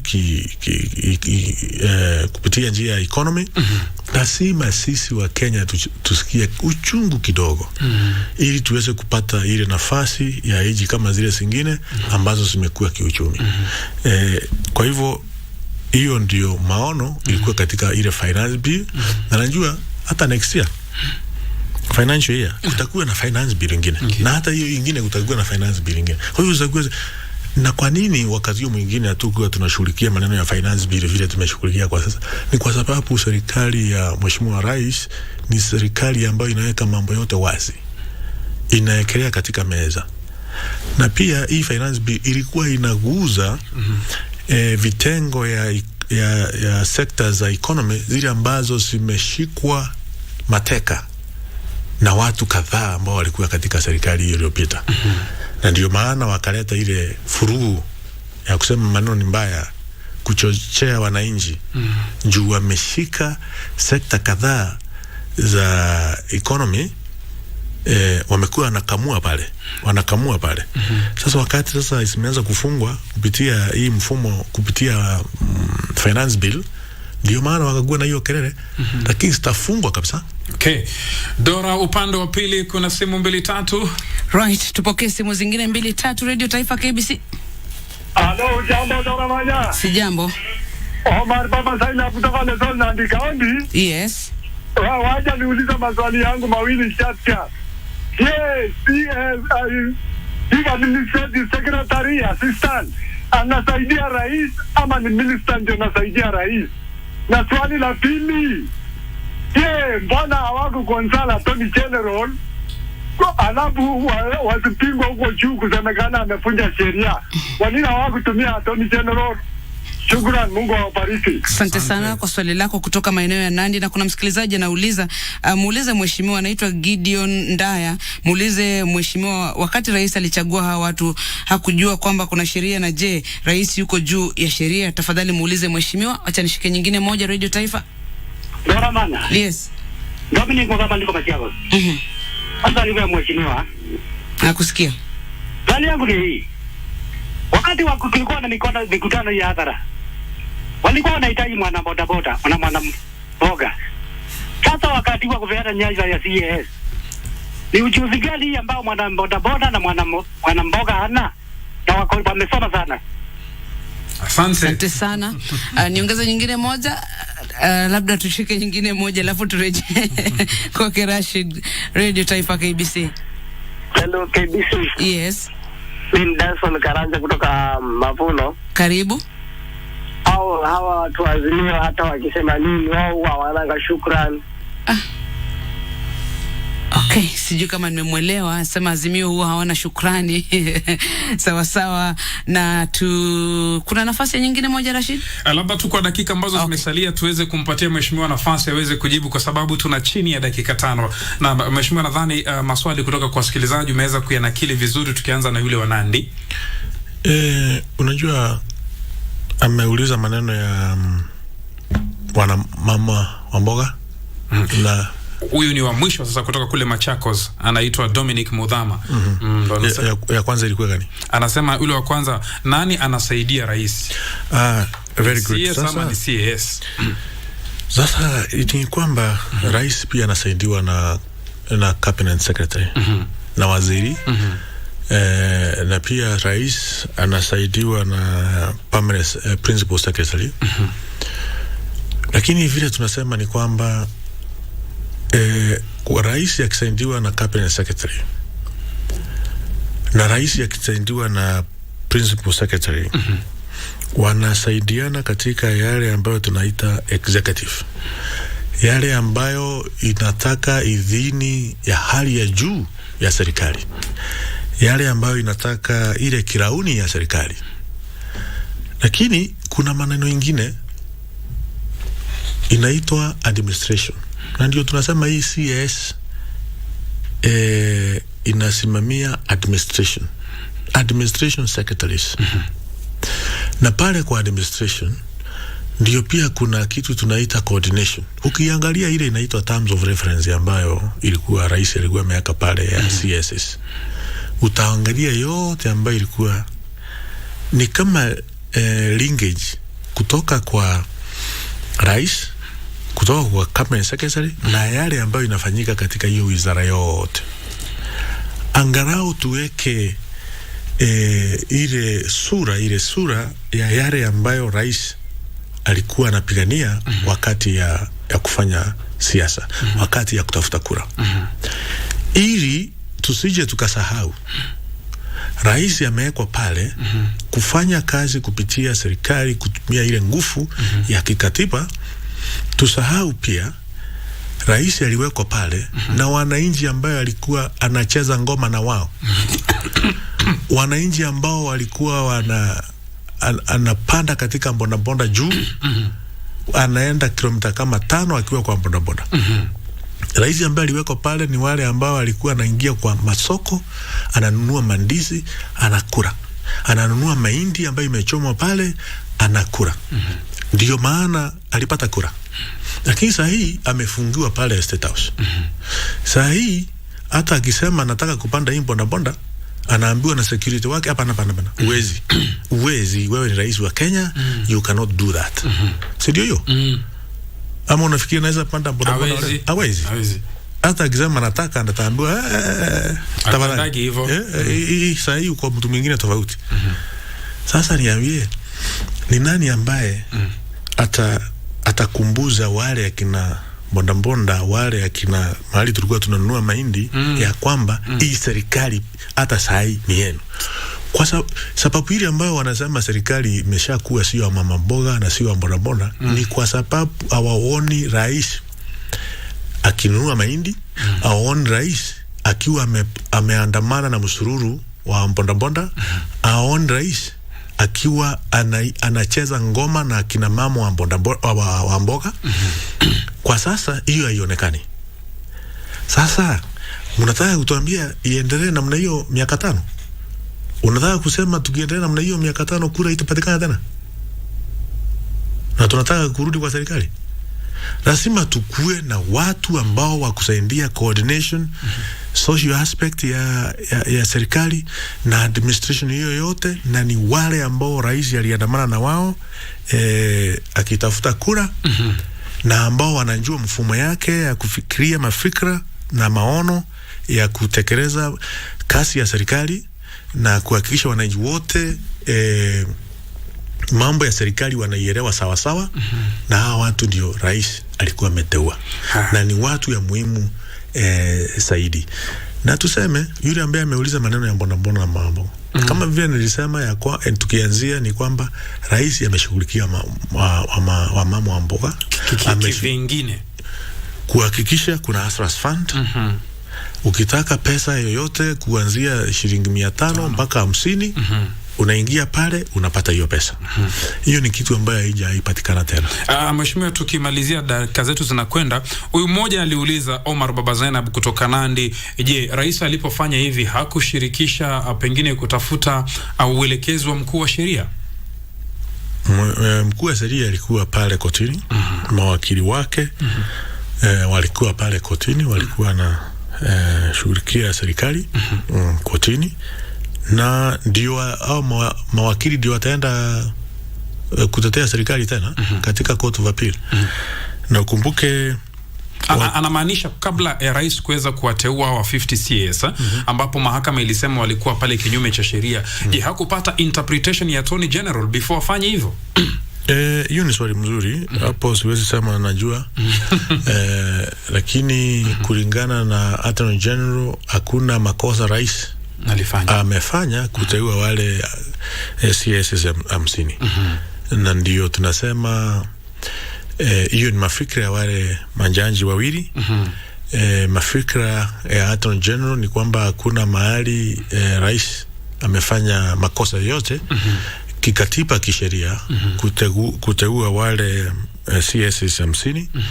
Na ndio maana kesi itapelekwa tena kwa koti ya rufaa. Mheshimiwa, kwa sekunde 30 una wito gani? Upinzani umesema kwamba Ijumaa unaanza maandamano mengine. Una wito gani? Na leo naona bipartisan talks zina resume. Kwa sekunde 30 tu. Wapinzani Azimio wanaweza kufanya maandamano hata wakitaka kwa mwezi mzima ni sawa. Lakini yale ambayo tunawaambia ni kwamba hii Kenya haitajengwa na maandamano. Na kama lazima tufanye maandamano, lazima maandamano ikuwe ya amani, na maandamano ambayo haina furugu na ambayo hayaribu mali ya wananchi ama maisha. Na katiba kitengo ya 37 inasema Mkenya yeyote ako na haki ya kufanya maandamano. Na kufanya lazima, na ili kufanya maandamano lazima ikuwe ya amani na usinje ukapepa shiraha yoyote. Na ndio maana mimi nimepeleka mswada pale bungeni wa kutunga sheria ya kuhakikisha hiyo kitengo dhibiti maandamano ya 37 ya kuhakikisha kwamba maandamano inafanywa kwa njia ambayo ni ya amani, kwa njia ambayo hakuna mali ambayo ya mwananchi ama maisha itapotezwa. Asante. Kwa hivyo tunawaambia hayo wafanye. Lakini pia ni vizuri kuambia Kenya watu sio serious. Kwa sababu kama wangekuwa watu ni serious, wale ambao wanasema kule nje tungewaona pale mbungeni wakiyasema zaidi. Asante. Tulijaribu kutafuta namba zao pale mbungeni, haikuwa inafika 60. Sijui walikuwa wapi. Kwa hivyo pale ndani ya bunge hawapatikani. Asante. Na wengi wao pia walipiga kura na sisi, lakini wakienda pale nje wanafanya maneno mengine ya kianjabu ili ati wananchi waendelee kuona. Na jameni, hiyo kazi, hiyo siasa ya kukoni watu, ya conmanship, hiyo siasa sawa. Pia ningetaka kusema ya kwamba Mheshimiwa, sekunde 30 zimeisha. Watu ya Mbere North tukutane pale Shiambugu saa 8 leo. Saa 8 leo ili tuweze kufanya mpango ya stima. Ya last mile connectivity katika watu wote wa Mbere North. Asante. Mtazamaji, mheshimiwa alipoingia hapa alikuwa mpole, lakini kipindi kinavyoendelea anatema madini kutema.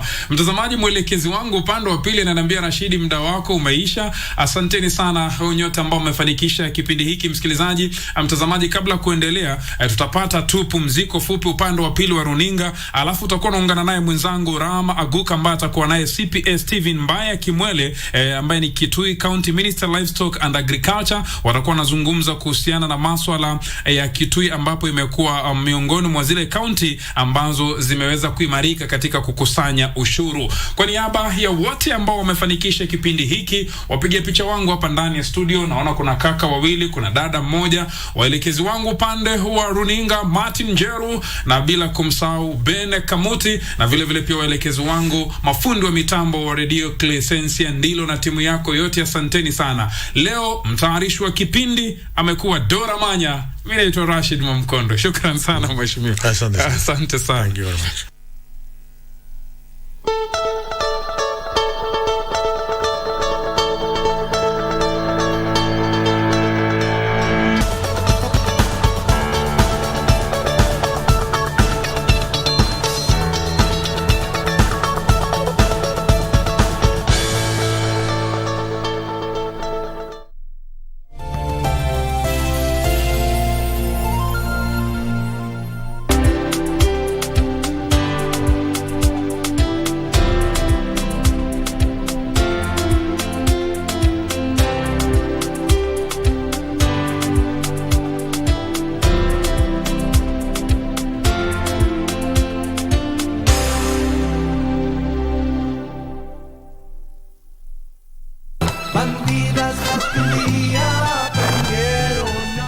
He has been making a fool of me while showing me the face of a righteous and respectable man.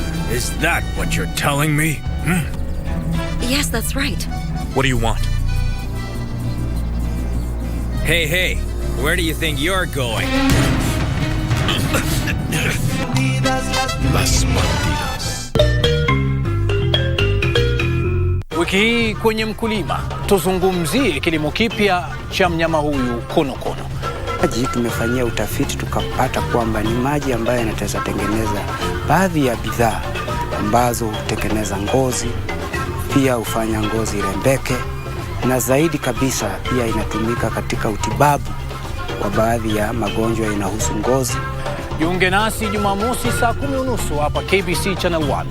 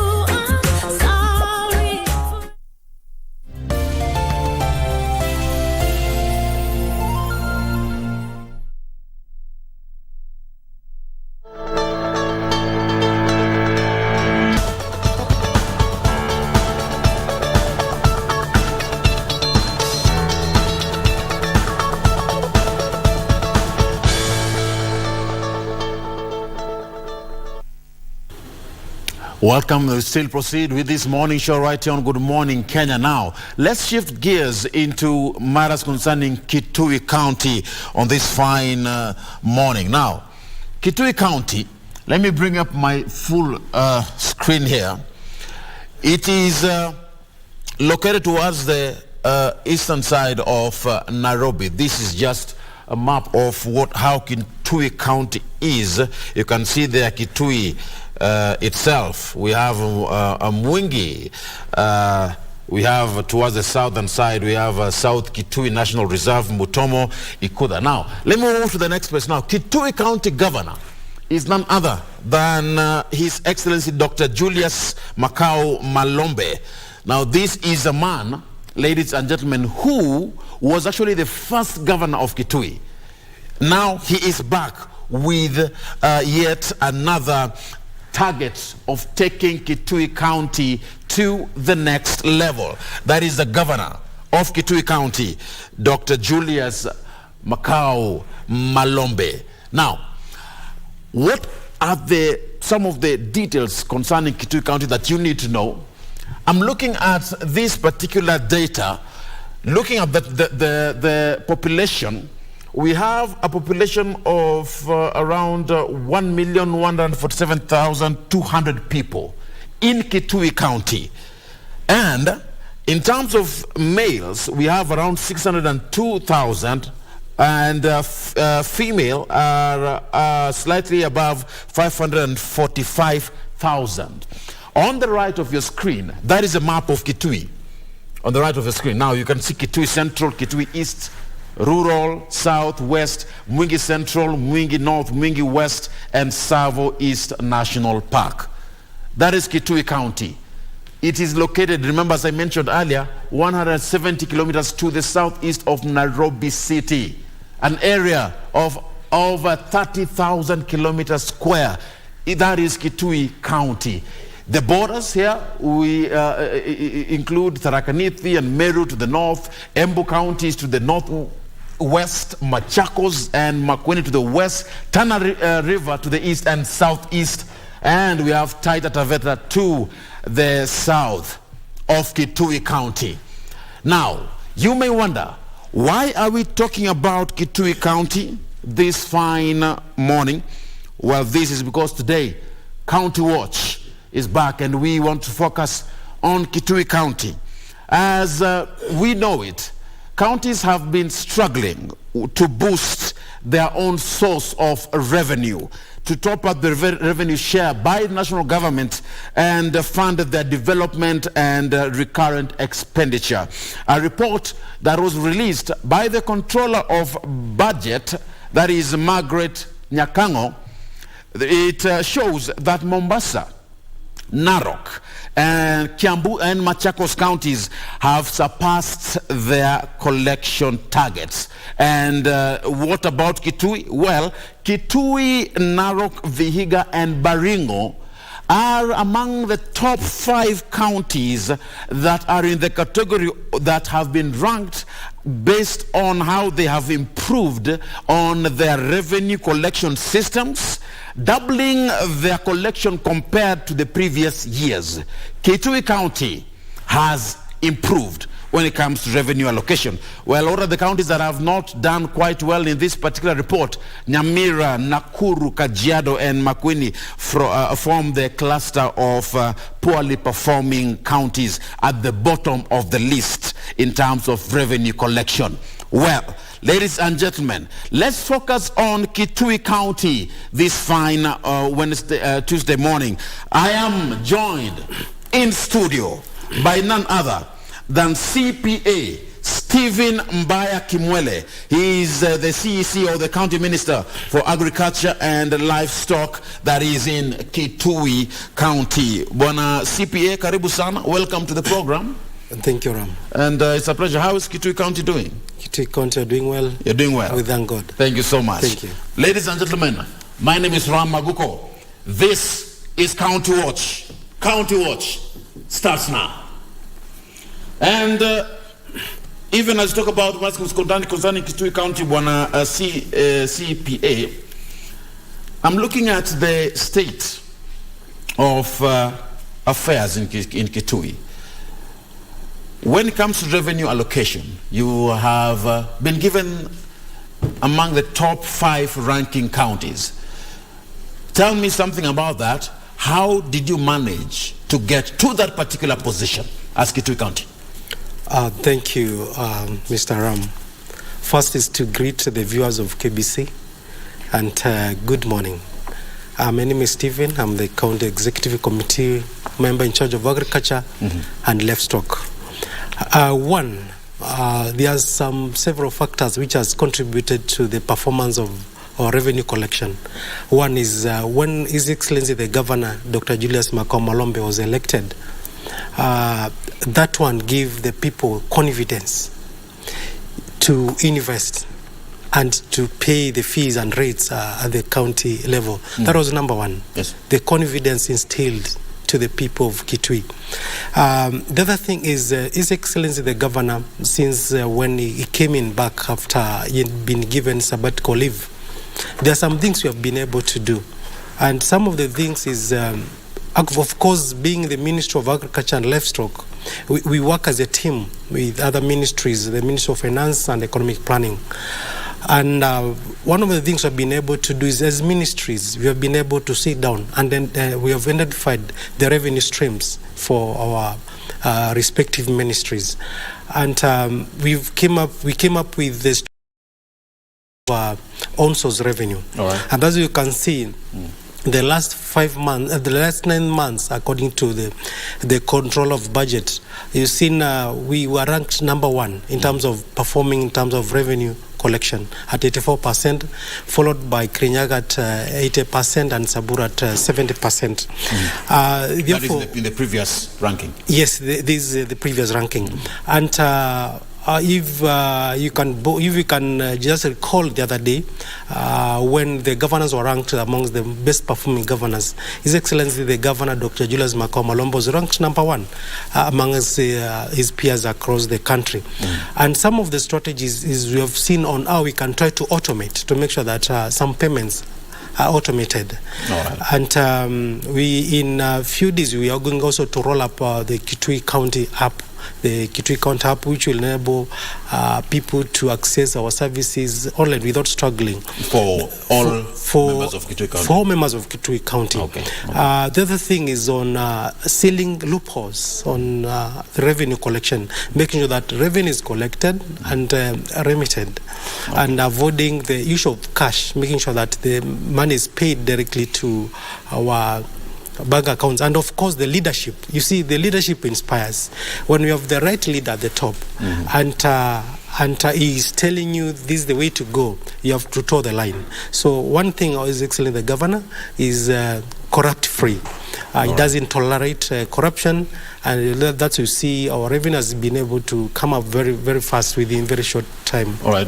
Thank you so much for that particular response. But now I'm looking at what you've said. There's EACC, that is the Ethic and Anti-Corruption Commission Head of Corporate Affairs, Eric Ngumbi, said that some of the counties that we have are using private service providers that are in total control of revenue collection, and this is what is giving them a loophole to manage this collection of revenue. EACC has cautioned the automation of revenue collection in counties. In addition to that, they have cautioned and they have said it is not entirely foolproof. You've mentioned you're using that particular system. How then are you ensuring that there is no corruption or there is no loophole that is there when you have automated or automation of revenue collection? And at the same time, what are you doing when it comes to these particular collection? Are you using also private service providers? Yeah, sure. Sure, the system may not be foolproof, but you know, the system is driven by human being. Yes. So the first is about the integrity of the human being. Whether you have the system or you don't have the system, whether you automate or you don't automate. The issue of corruption is something which is human driven. Therefore, what we are doing is first changing. Culture is hard to change, but the leadership can inspire the culture change. The first is about how, as individuals, as staff at the county level, what is our mission, what is our purpose, what is the leadership, what the direction is it giving. Therefore, yes, the issues of system and automation, but as you well know, we are going digital, so we cannot run away from making some of these things, automating some of these things. But the thing is looking at the system we are using, the people at the background, and also the people who are collecting the revenue. Obviously, we can't go 100%, and we have not gone 100%, and we are in the process of trying to see whether we can digitalize some of our services. Therefore, what I can tell you is that it's about leadership, it's about individuals, and systems can be manipulated by people, but it's about what is our mission, what do we want to do for our people. So you've managed to take control over this system, although it is automated, you have full control over it, and it is not as easily manipulated. Yeah, we have been able to take care of that, and I've told you it's about what do you want as individuals. Right. Yeah. What about some counties are using private service providers for revenue collection? How are you managing it? Yeah, you see, with obviously some are collected by private sector, and some our revenue collect themselves and make the payments. Therefore, we must have that partnership, that collaboration has to be there. And even when I'm talking of my account app, obviously we use Safaricom will be able to give us the platform. Therefore, sometimes it's very hard to say we completely do away with the private sector. Some of these services are well given by the private sector. Because you must work with the people. Yes, sure. I love that. I know other counties are also taking notes from Kitui County. Yeah, sure. And of course, there are so many questions that we can talk about. But finally, concerning this issue of revenue collection, Article 207 of the Constitution has stipulated that County Revenue Fund should receive all money that has been raised or received on behalf of the county government. What are you doing, and how are you ensuring that you meet this particular requirement? Yeah, sure. You see, it is not allowed to use the revenue at the source. It is not allowed. Yes. Therefore, we have made sure that all the monies are remitted as required by the law. And the issue of using money at the source is not tolerated. Therefore, we have complied with article, and we're making sure that all other departments and everything is the people to the revenue officers collect the revenue as required. Yeah. And as I said, all other counties, take notes. All right. Thank you. Take notes. Wanna CPA Stephen, I'm looking at your docket. You are the CEC, or the County Executive Committee member for the area of docket of agriculture and livestock. But ladies and gentlemen, just so you know, this wonderful individual here joining me on set contested for the position of MCA, Member of County Assembly for Kivo Ward, that is in Wingi Central. Yes. Constituency. Yes. And now you are the Minister for the County Minister for Agriculture and Livestock. I'm looking at that transition. Help me understand that particular transition. What made you get into this particular area?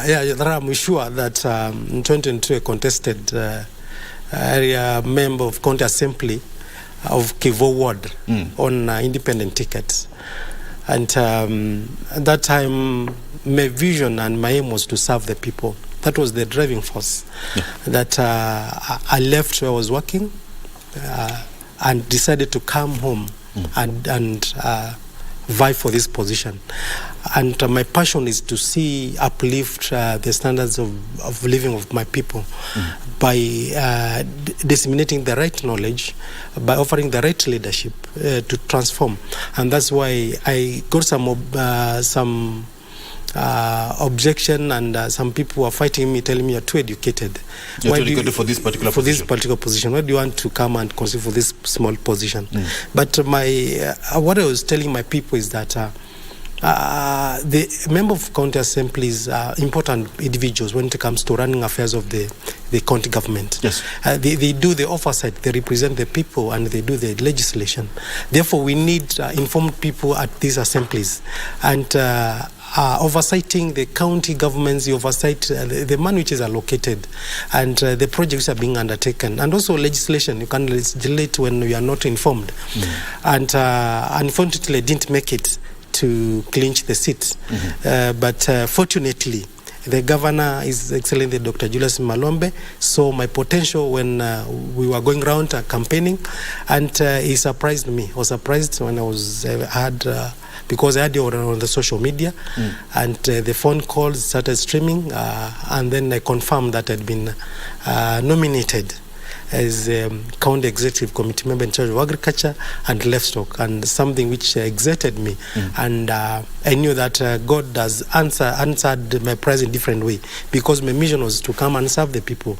Yes. Here I am, given a docket where I need to serve 8 sub-counties, a vast county, which is the 6th largest county in Kenya. Almost the size of Rwanda as a country. Therefore, I'm glad that I've been given this position, and I'm going to dedicate all my energy, all my mind, all my everything to make sure that I give what it takes to make sure that we transform the lives of farmers and the people of Kitui County. Wow. Thank you. And still, I keep on wishing you the best when it comes to that particular docket. Thank you. You heard about it on social media? Yeah. I'm telling you, that time I was in the house, and the social media people started calling me. It was a surprise. But congratulations on that particular role. And so far, I'm looking at some of the challenges that farmers are going through in Kitui. Still in connection with revenue collection. Most farmers in Kitui are complaining. They're suffering because insects swamped farms, destroying their crops, and most of their crops, because Kitui is semi-arid. Some of the crops we include cowpeas and green grams, which are actually drought tolerant. What are you doing to fight this menace, because it is harming and hurting our farmers? Thank you. Our farmers have several challenges, but we are not sitting and watching. We are doing something as county government and the Ministry of Agriculture and Livestock. One, we have climate change, which is affecting almost the whole world, and the drought. And Kitui was hardly hit by drought. And we have put some mitigation measures. One is we have been able to give farmers certified seeds for free. That is green gram and cowpeas. As you know, Kitui County is arid and semi-arid area, and our rains are so erratic and not adequate to plant some crops like maize and beans. Therefore, we have taken measures to make sure that we cushion farmers against some of these devastating effects of drought. And one is giving them certified seeds. The other one is mechanization. We have tried to we are trying to repair all the tractors to make sure that the farmers get subsidized services. As you know, inputs are very expensive. A kg of green gram would go for 250, and a kg of copies was going at 200 shillings. So that for a normal farmer, for someone who is down there, that's expensive. Also considering the economic times. And the economic times, the money is not circulated. There's no money. Therefore, by coming in and giving them the free seeds, we see them boosting them. The other thing is on that service, to get a service to plow 1 acre of shamba, of shamba, it will cost around 3,000 to 5,000. But now we are giving them we are giving the farmers at 1,000 shillings. The other thing is the extension services. We have made sure that we empower the extension services. And His Excellency the Governor, in his manifesto, one thing he promised is to empower and capacity build the extension officers on the ground, because those are the people who interact with the farmers. And actually the farming is on the ground, is not done in the office or in the studio. Therefore, we are making sure that our extension officers are down there with our farmers, are getting in touch with their farmers, knowing their problems. We had locusts. We had the locust in division around 2019, 2020, 2021. Yes. And it really affected our area. And the first invasion was in Mwingi North and Mwingi Central. But we still have insects even now. As we speak. Even now we speak. Yeah. For instance, I'm telling you, this season we had a disease called aphid in Kamba, we call it Wuyu. There's that insect which affects cowpeas and green gum. It's dark in color. And when the crops are infected by this the disease, it can't produce. And you find that a liter or a quarter liter of insecticide would cost around 200 to 500 shillings. Therefore, we find that some of these insecticides are very expensive. Therefore, what we are doing, we are also subsidizing, also giving some few farmers some insecticide to spray their crops. The other thing, also providing those advisory services, making sure that the farmers are advised on the right insecticide to use when it comes to the crop management. We have a very serious and elaborate program on the disease and pest control and post-harvest management, and we have trained and capacity built the farmers on how to manage, to maneuver.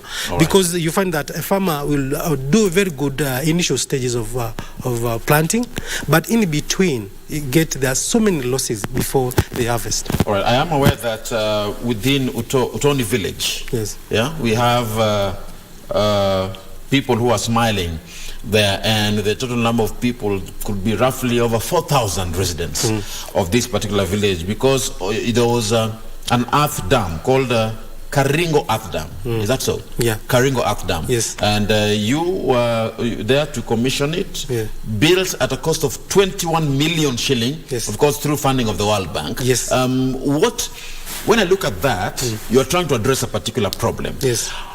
How is the county government of Kitui addressing issues concerning water? Thank you. And water shortage in the county? Thank you. We'd appreciate that we have acute water shortage in Kitui County. And if you look at the 16 sector priority manifesto of His Excellency the Governor, number 1 was agriculture, number 2 was water. And the Ministry of Agriculture and Livestock and the Ministry of Water and Irrigation, we are working very closely, because we need to change the way we do things, moving from the conventional agriculture to innovative agriculture. And some of these things, we are telling the farmers, let's move from rain-fed agriculture to irrigated agriculture. And we have made serious steps towards this mission. One is making sure that we construct as many other dams, as many dams as possible, as many bores as possible, because in his governor's manifesto, he promised to have 1 mega dam in each sub-county. Actually, I'm looking at what he promised. He said that he will populate the county with dams. Yes. Not just one. Yes, he said dams. He will populate it with dams. Yes. You have 1 mega one in each sub-county. We have medium dams in each ward. And we have even the sub-county, the other ponds and the dams. Therefore, you find that this last month, I commissioned with the guidance of His Excellency 2 mega other dams, one in Mwingi North and the other one in Kitui Central. And the reason why, we need to promote actually with in collaboration with the World Bank, that is with NARIG, National Agricultural Rural Inclusive Project, which is supported by World Bank, and in collaboration with the county government. The reason why we are promoting these particular dams, to make sure that people are able to irrigate, they're able to do some plant some vegetables, they're able to get some maize, and this one will go along to eliminating the food insecurity and nutrition insecurity. What about Mwingi North area like Seikuru? Yes. Those areas are quite dry. Yes. Yeah. How are you managing that particular? And apart from that, we are constructing 60 SAD dams in every ward. 60 SAD dams in every ward. 60. We have 40 ward. wards in Kitui County. So if you've talked of Sekuru and Kyuso, I've told you just the last month we commissioned Earthpan Dam in Mumone ward. A very big a dam which could serve around 4,000 people and serve livestock and be used for irrigation. Therefore, these sad dams will change lives because the sad dams will be able to retain water and people can use them to irrigate and give the water to livestock. Right. Yeah. No problem. Bona CPA, I just need to wrap it up at this point in time. I know there are so many things we need to tackle, but that is scheduled for another day. Yeah. All right. But still, thank you so much for coming. I'm told time is not on our side, but we still have to wrap it up. But this has been County Watch. I was with CPA Stephen Mbaya, the County Minister for Agriculture and Livestock. Congratulations on this. And I know we are also waiting for your graduation. Thank you, sir. And also we have agricultural show, yes, which will be held on 27th to 29th, yes, of this month. So welcome all the people to come and see agricultural show and trade fair. Where will it be at? At Kitui Ithokwe Showground. Asante. Karibuni sana. Thank you so much. Thank you. Congratulations to Kitui County for performing well when it comes to county revenue collection. Well, that is what brings us to the end of this particular conversation right here on Good Morning Kenya, but we still continue with more in terms of our programming. My name is Ram Aguko. This has been County Watch, Kitui County.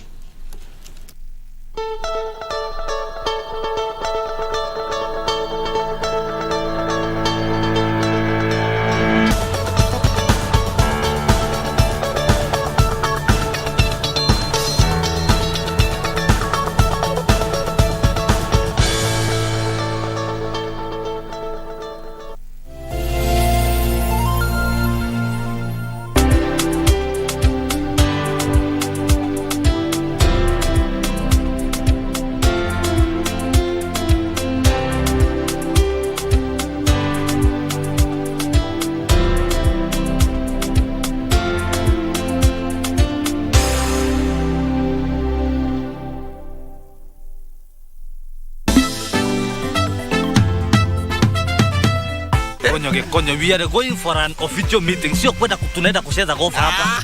Umerada nimevaa designer shorts. Na mimi ni dere. Sasa imagine dere amevaa designer shorts. Rayaga man, you can spell it the way you want. You can call it OZ mosquito, WX mosquito, XYZ mosquito, umbu ni umbu. When there are types of mosquitoes, you guys? I only know two. The silent ones and the ones that marinate you with their song before landing. Your Honor, she can take the house up country. I will take the one in town.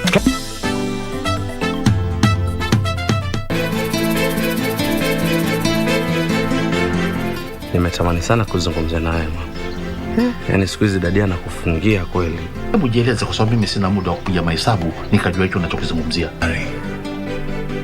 I think this time we should run.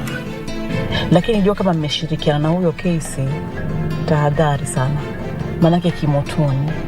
Watakaje Kate? Huu karibu wako wewe na Dingu umeletwa na nini haswa?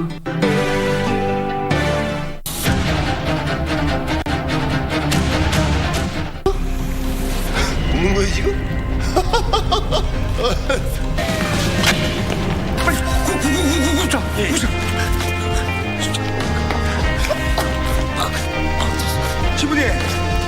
시부님 정신 차리세요.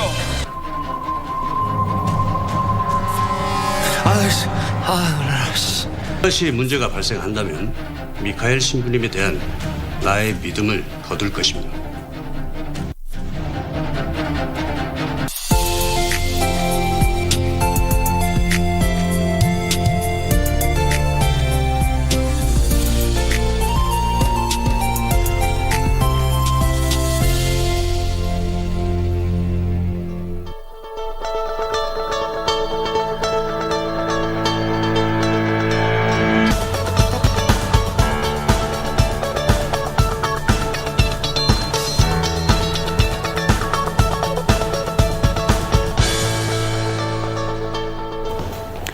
Welcome back to the show. Good Morning Kenya continues. My name is Vivian Degwa. Now, today on Matters Health, we will be looking into home intensive care. What is home intensive care all about? How effective is it? Is it more expensive or is it cheaper than having your patient at a hospital? I am joined by Mr. Rajiv Mathur, who is here to help us delve into that topic. Mr. Rajiv, welcome to the show. Thank you. Thank you very much. Kindly tell us a bit about your background.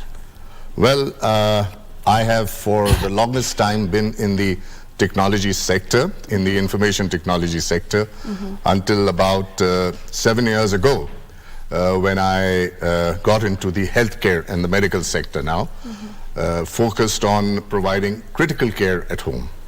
So I've originally from India, lived in the UK for about 27 years, and then back into India, launching this company called Critical Care Unified, which provides healthcare services in the home and focused specifically on critical care, patients who need intensive type of care on a medium to long-term basis. Why did you get into healthcare? Well, when I looked at the marketplace in India at that point in time, and generally looking around in countries where the healthcare systems need upgradation and are evolving, I found that the need for care or healthcare outside the hospital was immense. Hospitals are limited, beds are limited, and therefore there is the general problem of locking of beds in the hospitals. So if there was adequate resources that were deployed to actually provide high quality and hospital grade care in the home, then there would be a big need. And so it was.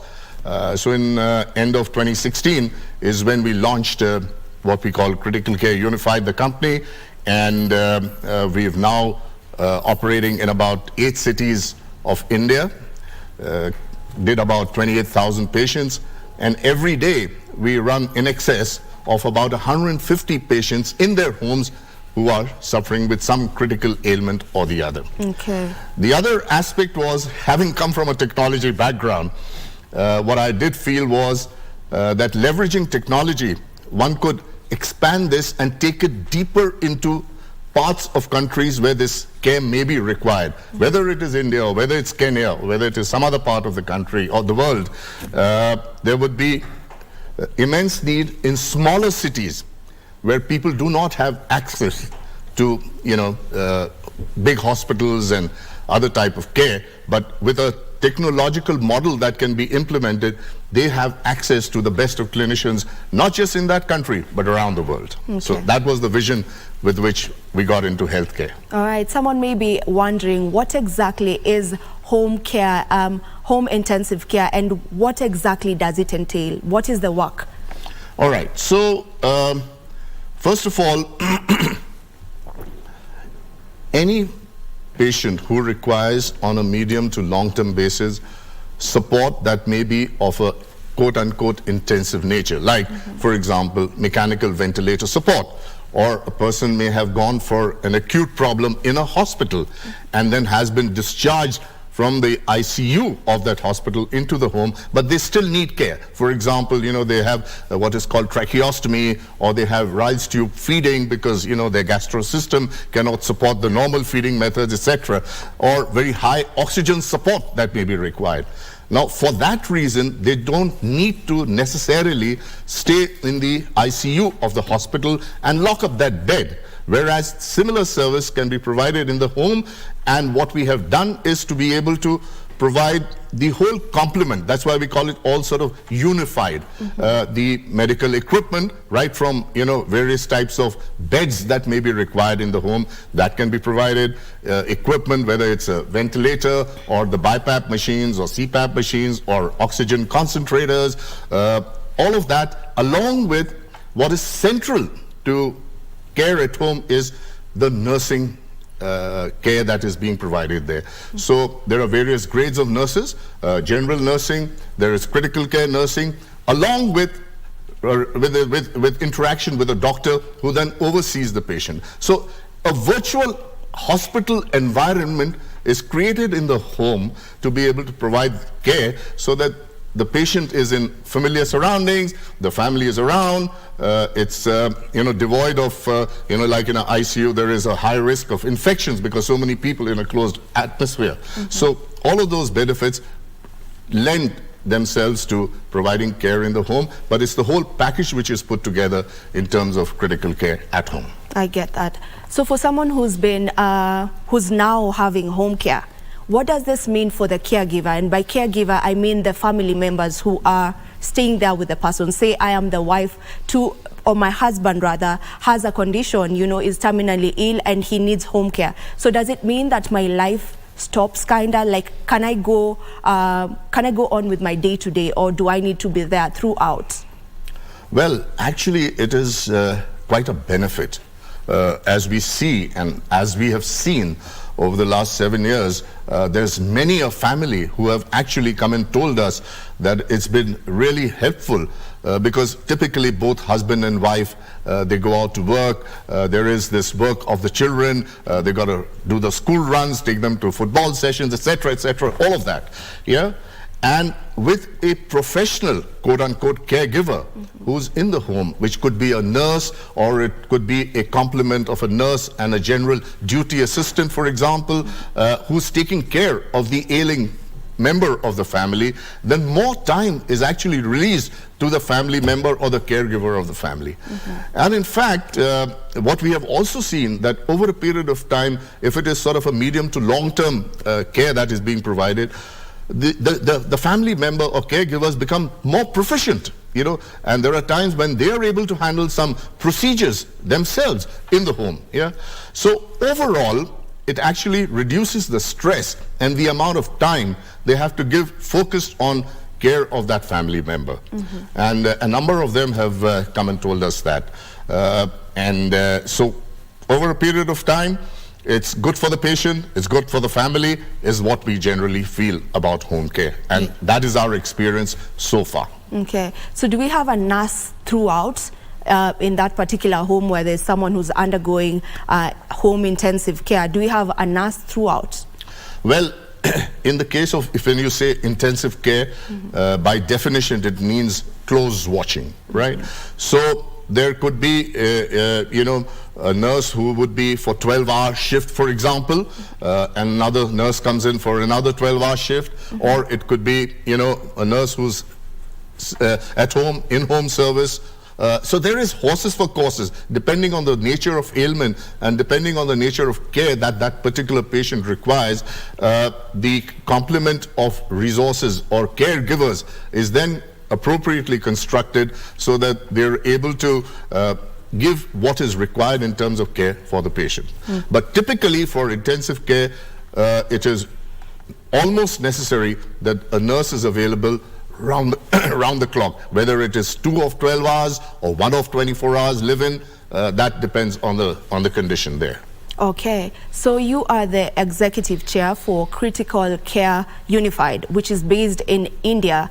What is your plan in Kenya? What are you doing in Kenya at the moment? Well, we have been looking at Kenya for the last 1 year or so. But let me just step back. Just the way we looked at in India and found that there was a big need for what we term as out-of-hospital care. Because, typically it was whether you have any ailment or any fall, you just straight away go to the hospital. And what it does is it puts pressure on the hospital. So we saw that there was a need to provide care which was outside the hospital. And of course, the reason why we have gotten into critical care and have a focus on it, because the need for critical care is even more profound with the limited number of ICU beds that are available, even in a country like India. They're close to about 100,000 ICU beds, with a large population there. And I'm told from whatever data that just north of 500 ICU beds in Kenya, for instance, right? So that's why the focus on critical care.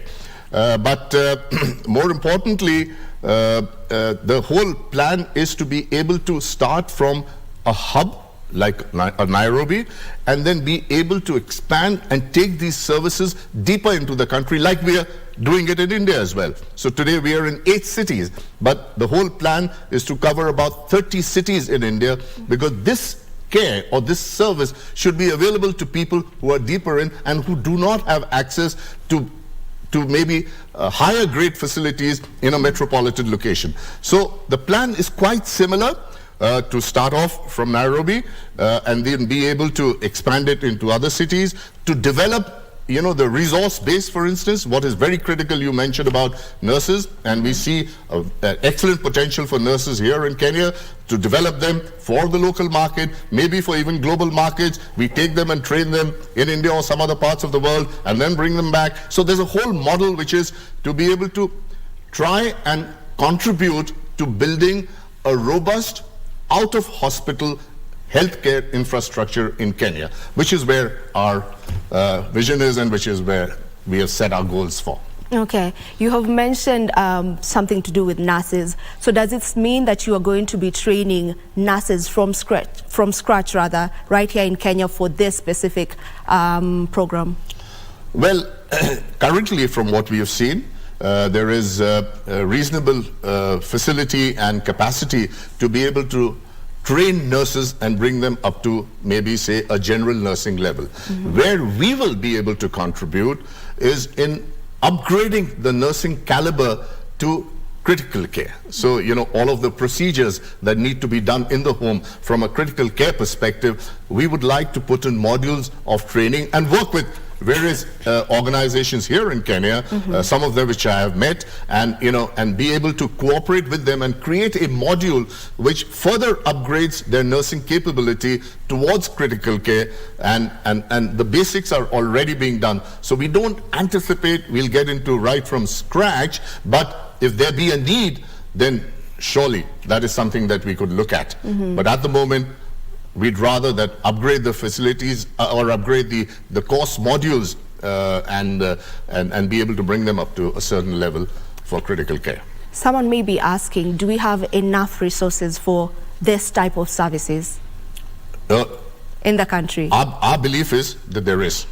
In fact, there is quite a lot of resource from whatever data that we have got so far. The attitude, the work ethics, they all lend themselves for this kind of healthcare services which are in the home.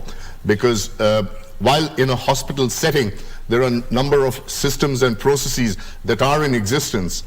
In the home, the nurses or the caregivers have to be even more compassionate. They have to then understand the overall environment of the family, of the dynamics that prevail there, and be sensitive to all of that. So it's going to be a combination of what we say core clinical skills plus soft skills. Right? Because they're going to be dealing with the patient, going to be dealing with the family. They've got to blend into that. So it's that overall, complement of skills that will make the caregiver most appropriate. But there are enough and more, and the attitude of people is very, very welcoming, and therefore we think that that infrastructure can really be supported and grown in the country. When are you planning to launch in Nairobi? Because I believe the offices are already there. It's just a matter of launching. So when are you launching? So we've been here for the last 1 year, as I said. We've invested a lot of time in researching, etc., in looking at the market and what the needs of the market are. It's not like one size doesn't fit all. So 100% of what we are doing in India is not what's going to be relevant here. It's, again, tweaking for the country and the needs of the country.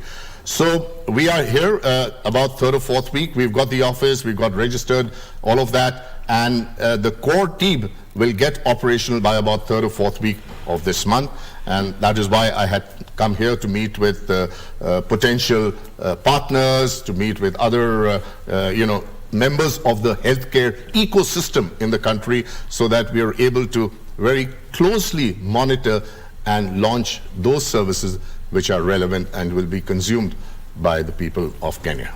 Will we have these services in other cities or in other counties here in Kenya? Absolutely, absolutely, over a period of time. So in fact, right now, as we see, we are working on looking at what could be the clusters that can emerge. So as I mentioned to you earlier, that we have a model which is a hub and a spoke. So we will build a few hubs around the country in the various counties, and then services can be deployed into various other cities. So there is a broad plan right now, but unless we are on the ground and actually started implementing, the plan will emerge only after that. All right. As we wind up, what are some of the range of services that you provide or you will be providing in the country?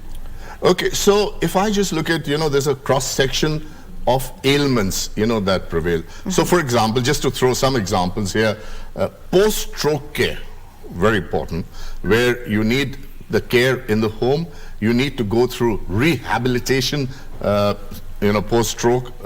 There is late-stage cancer patients in, third category, fourth category, whatever, and they need that palliative care.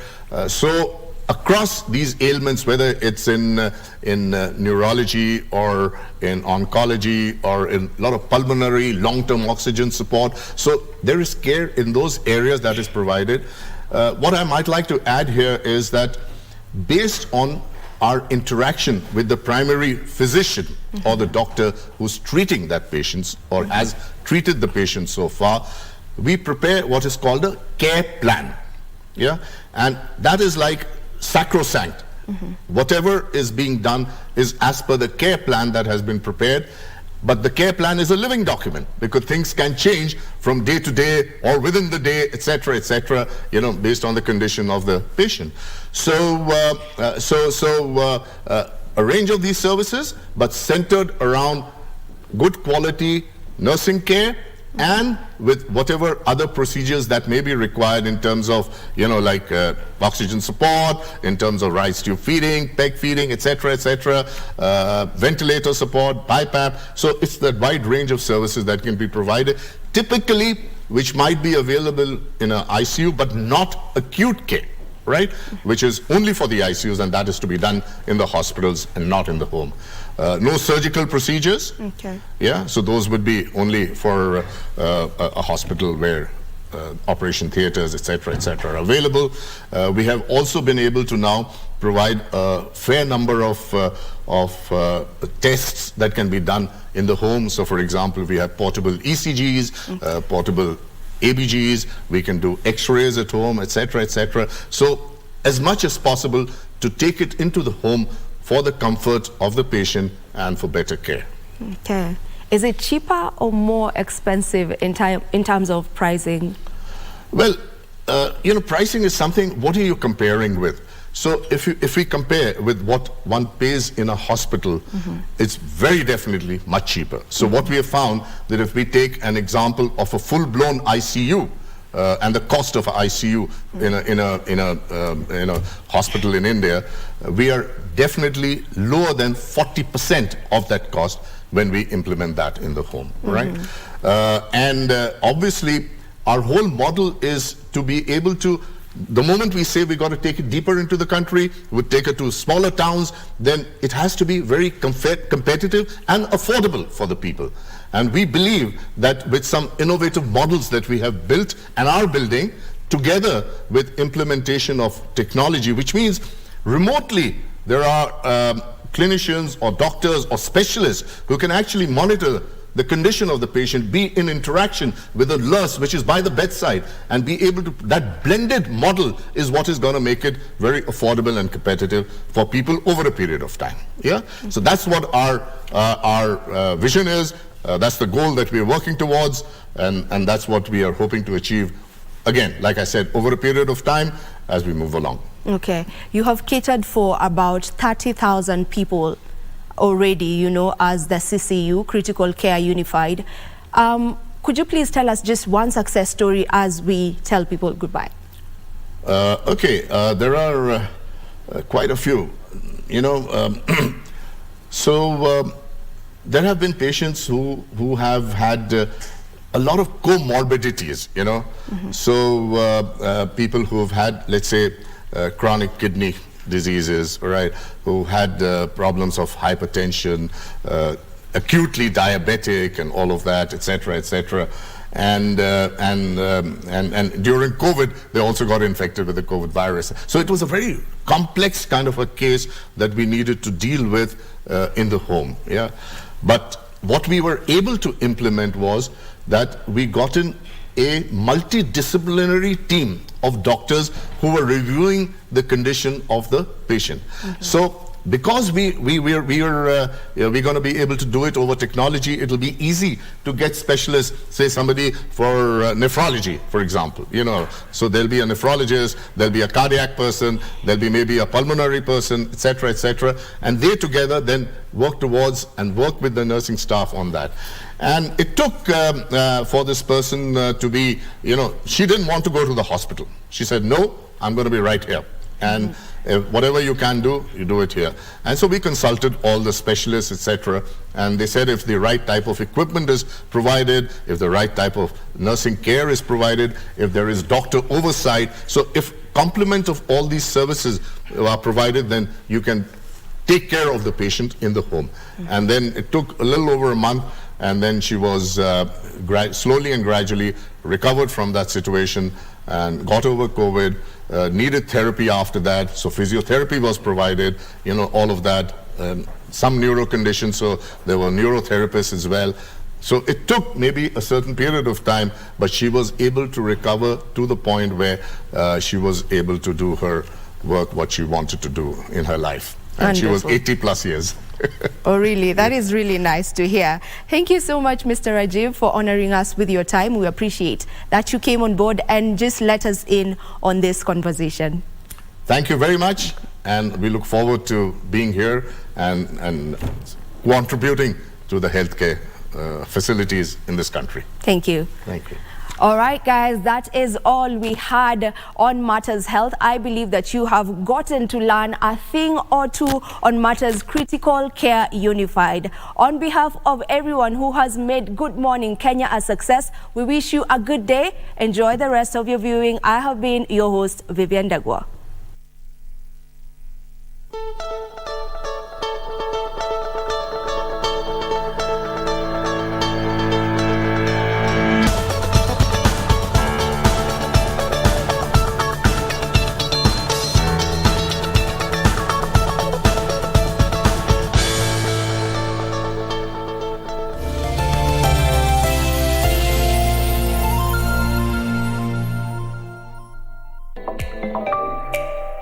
Reimagining spaces and turning them into playful, provocative architecture is what Yinka Ilori specializes in. Inspired by his childhood stories and Nigerian roots, we caught up with him to take a look at his recent works.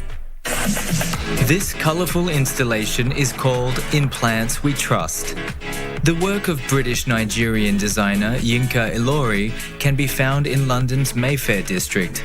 Ilori had a mission. I wanted to try and create a safe space, place of like reflection, meditation, using plants and greenery to come here, sit down, have a conversation, reflect, read, whatever you want to do, but just being around, you know, a green space.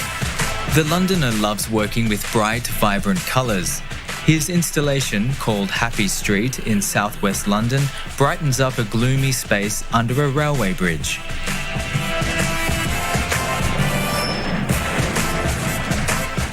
He wants to bring more positivity to dull urban spaces. When I create an installation in the studio, I have ownership of that work, but when it goes into public space, it doesn't belong to me.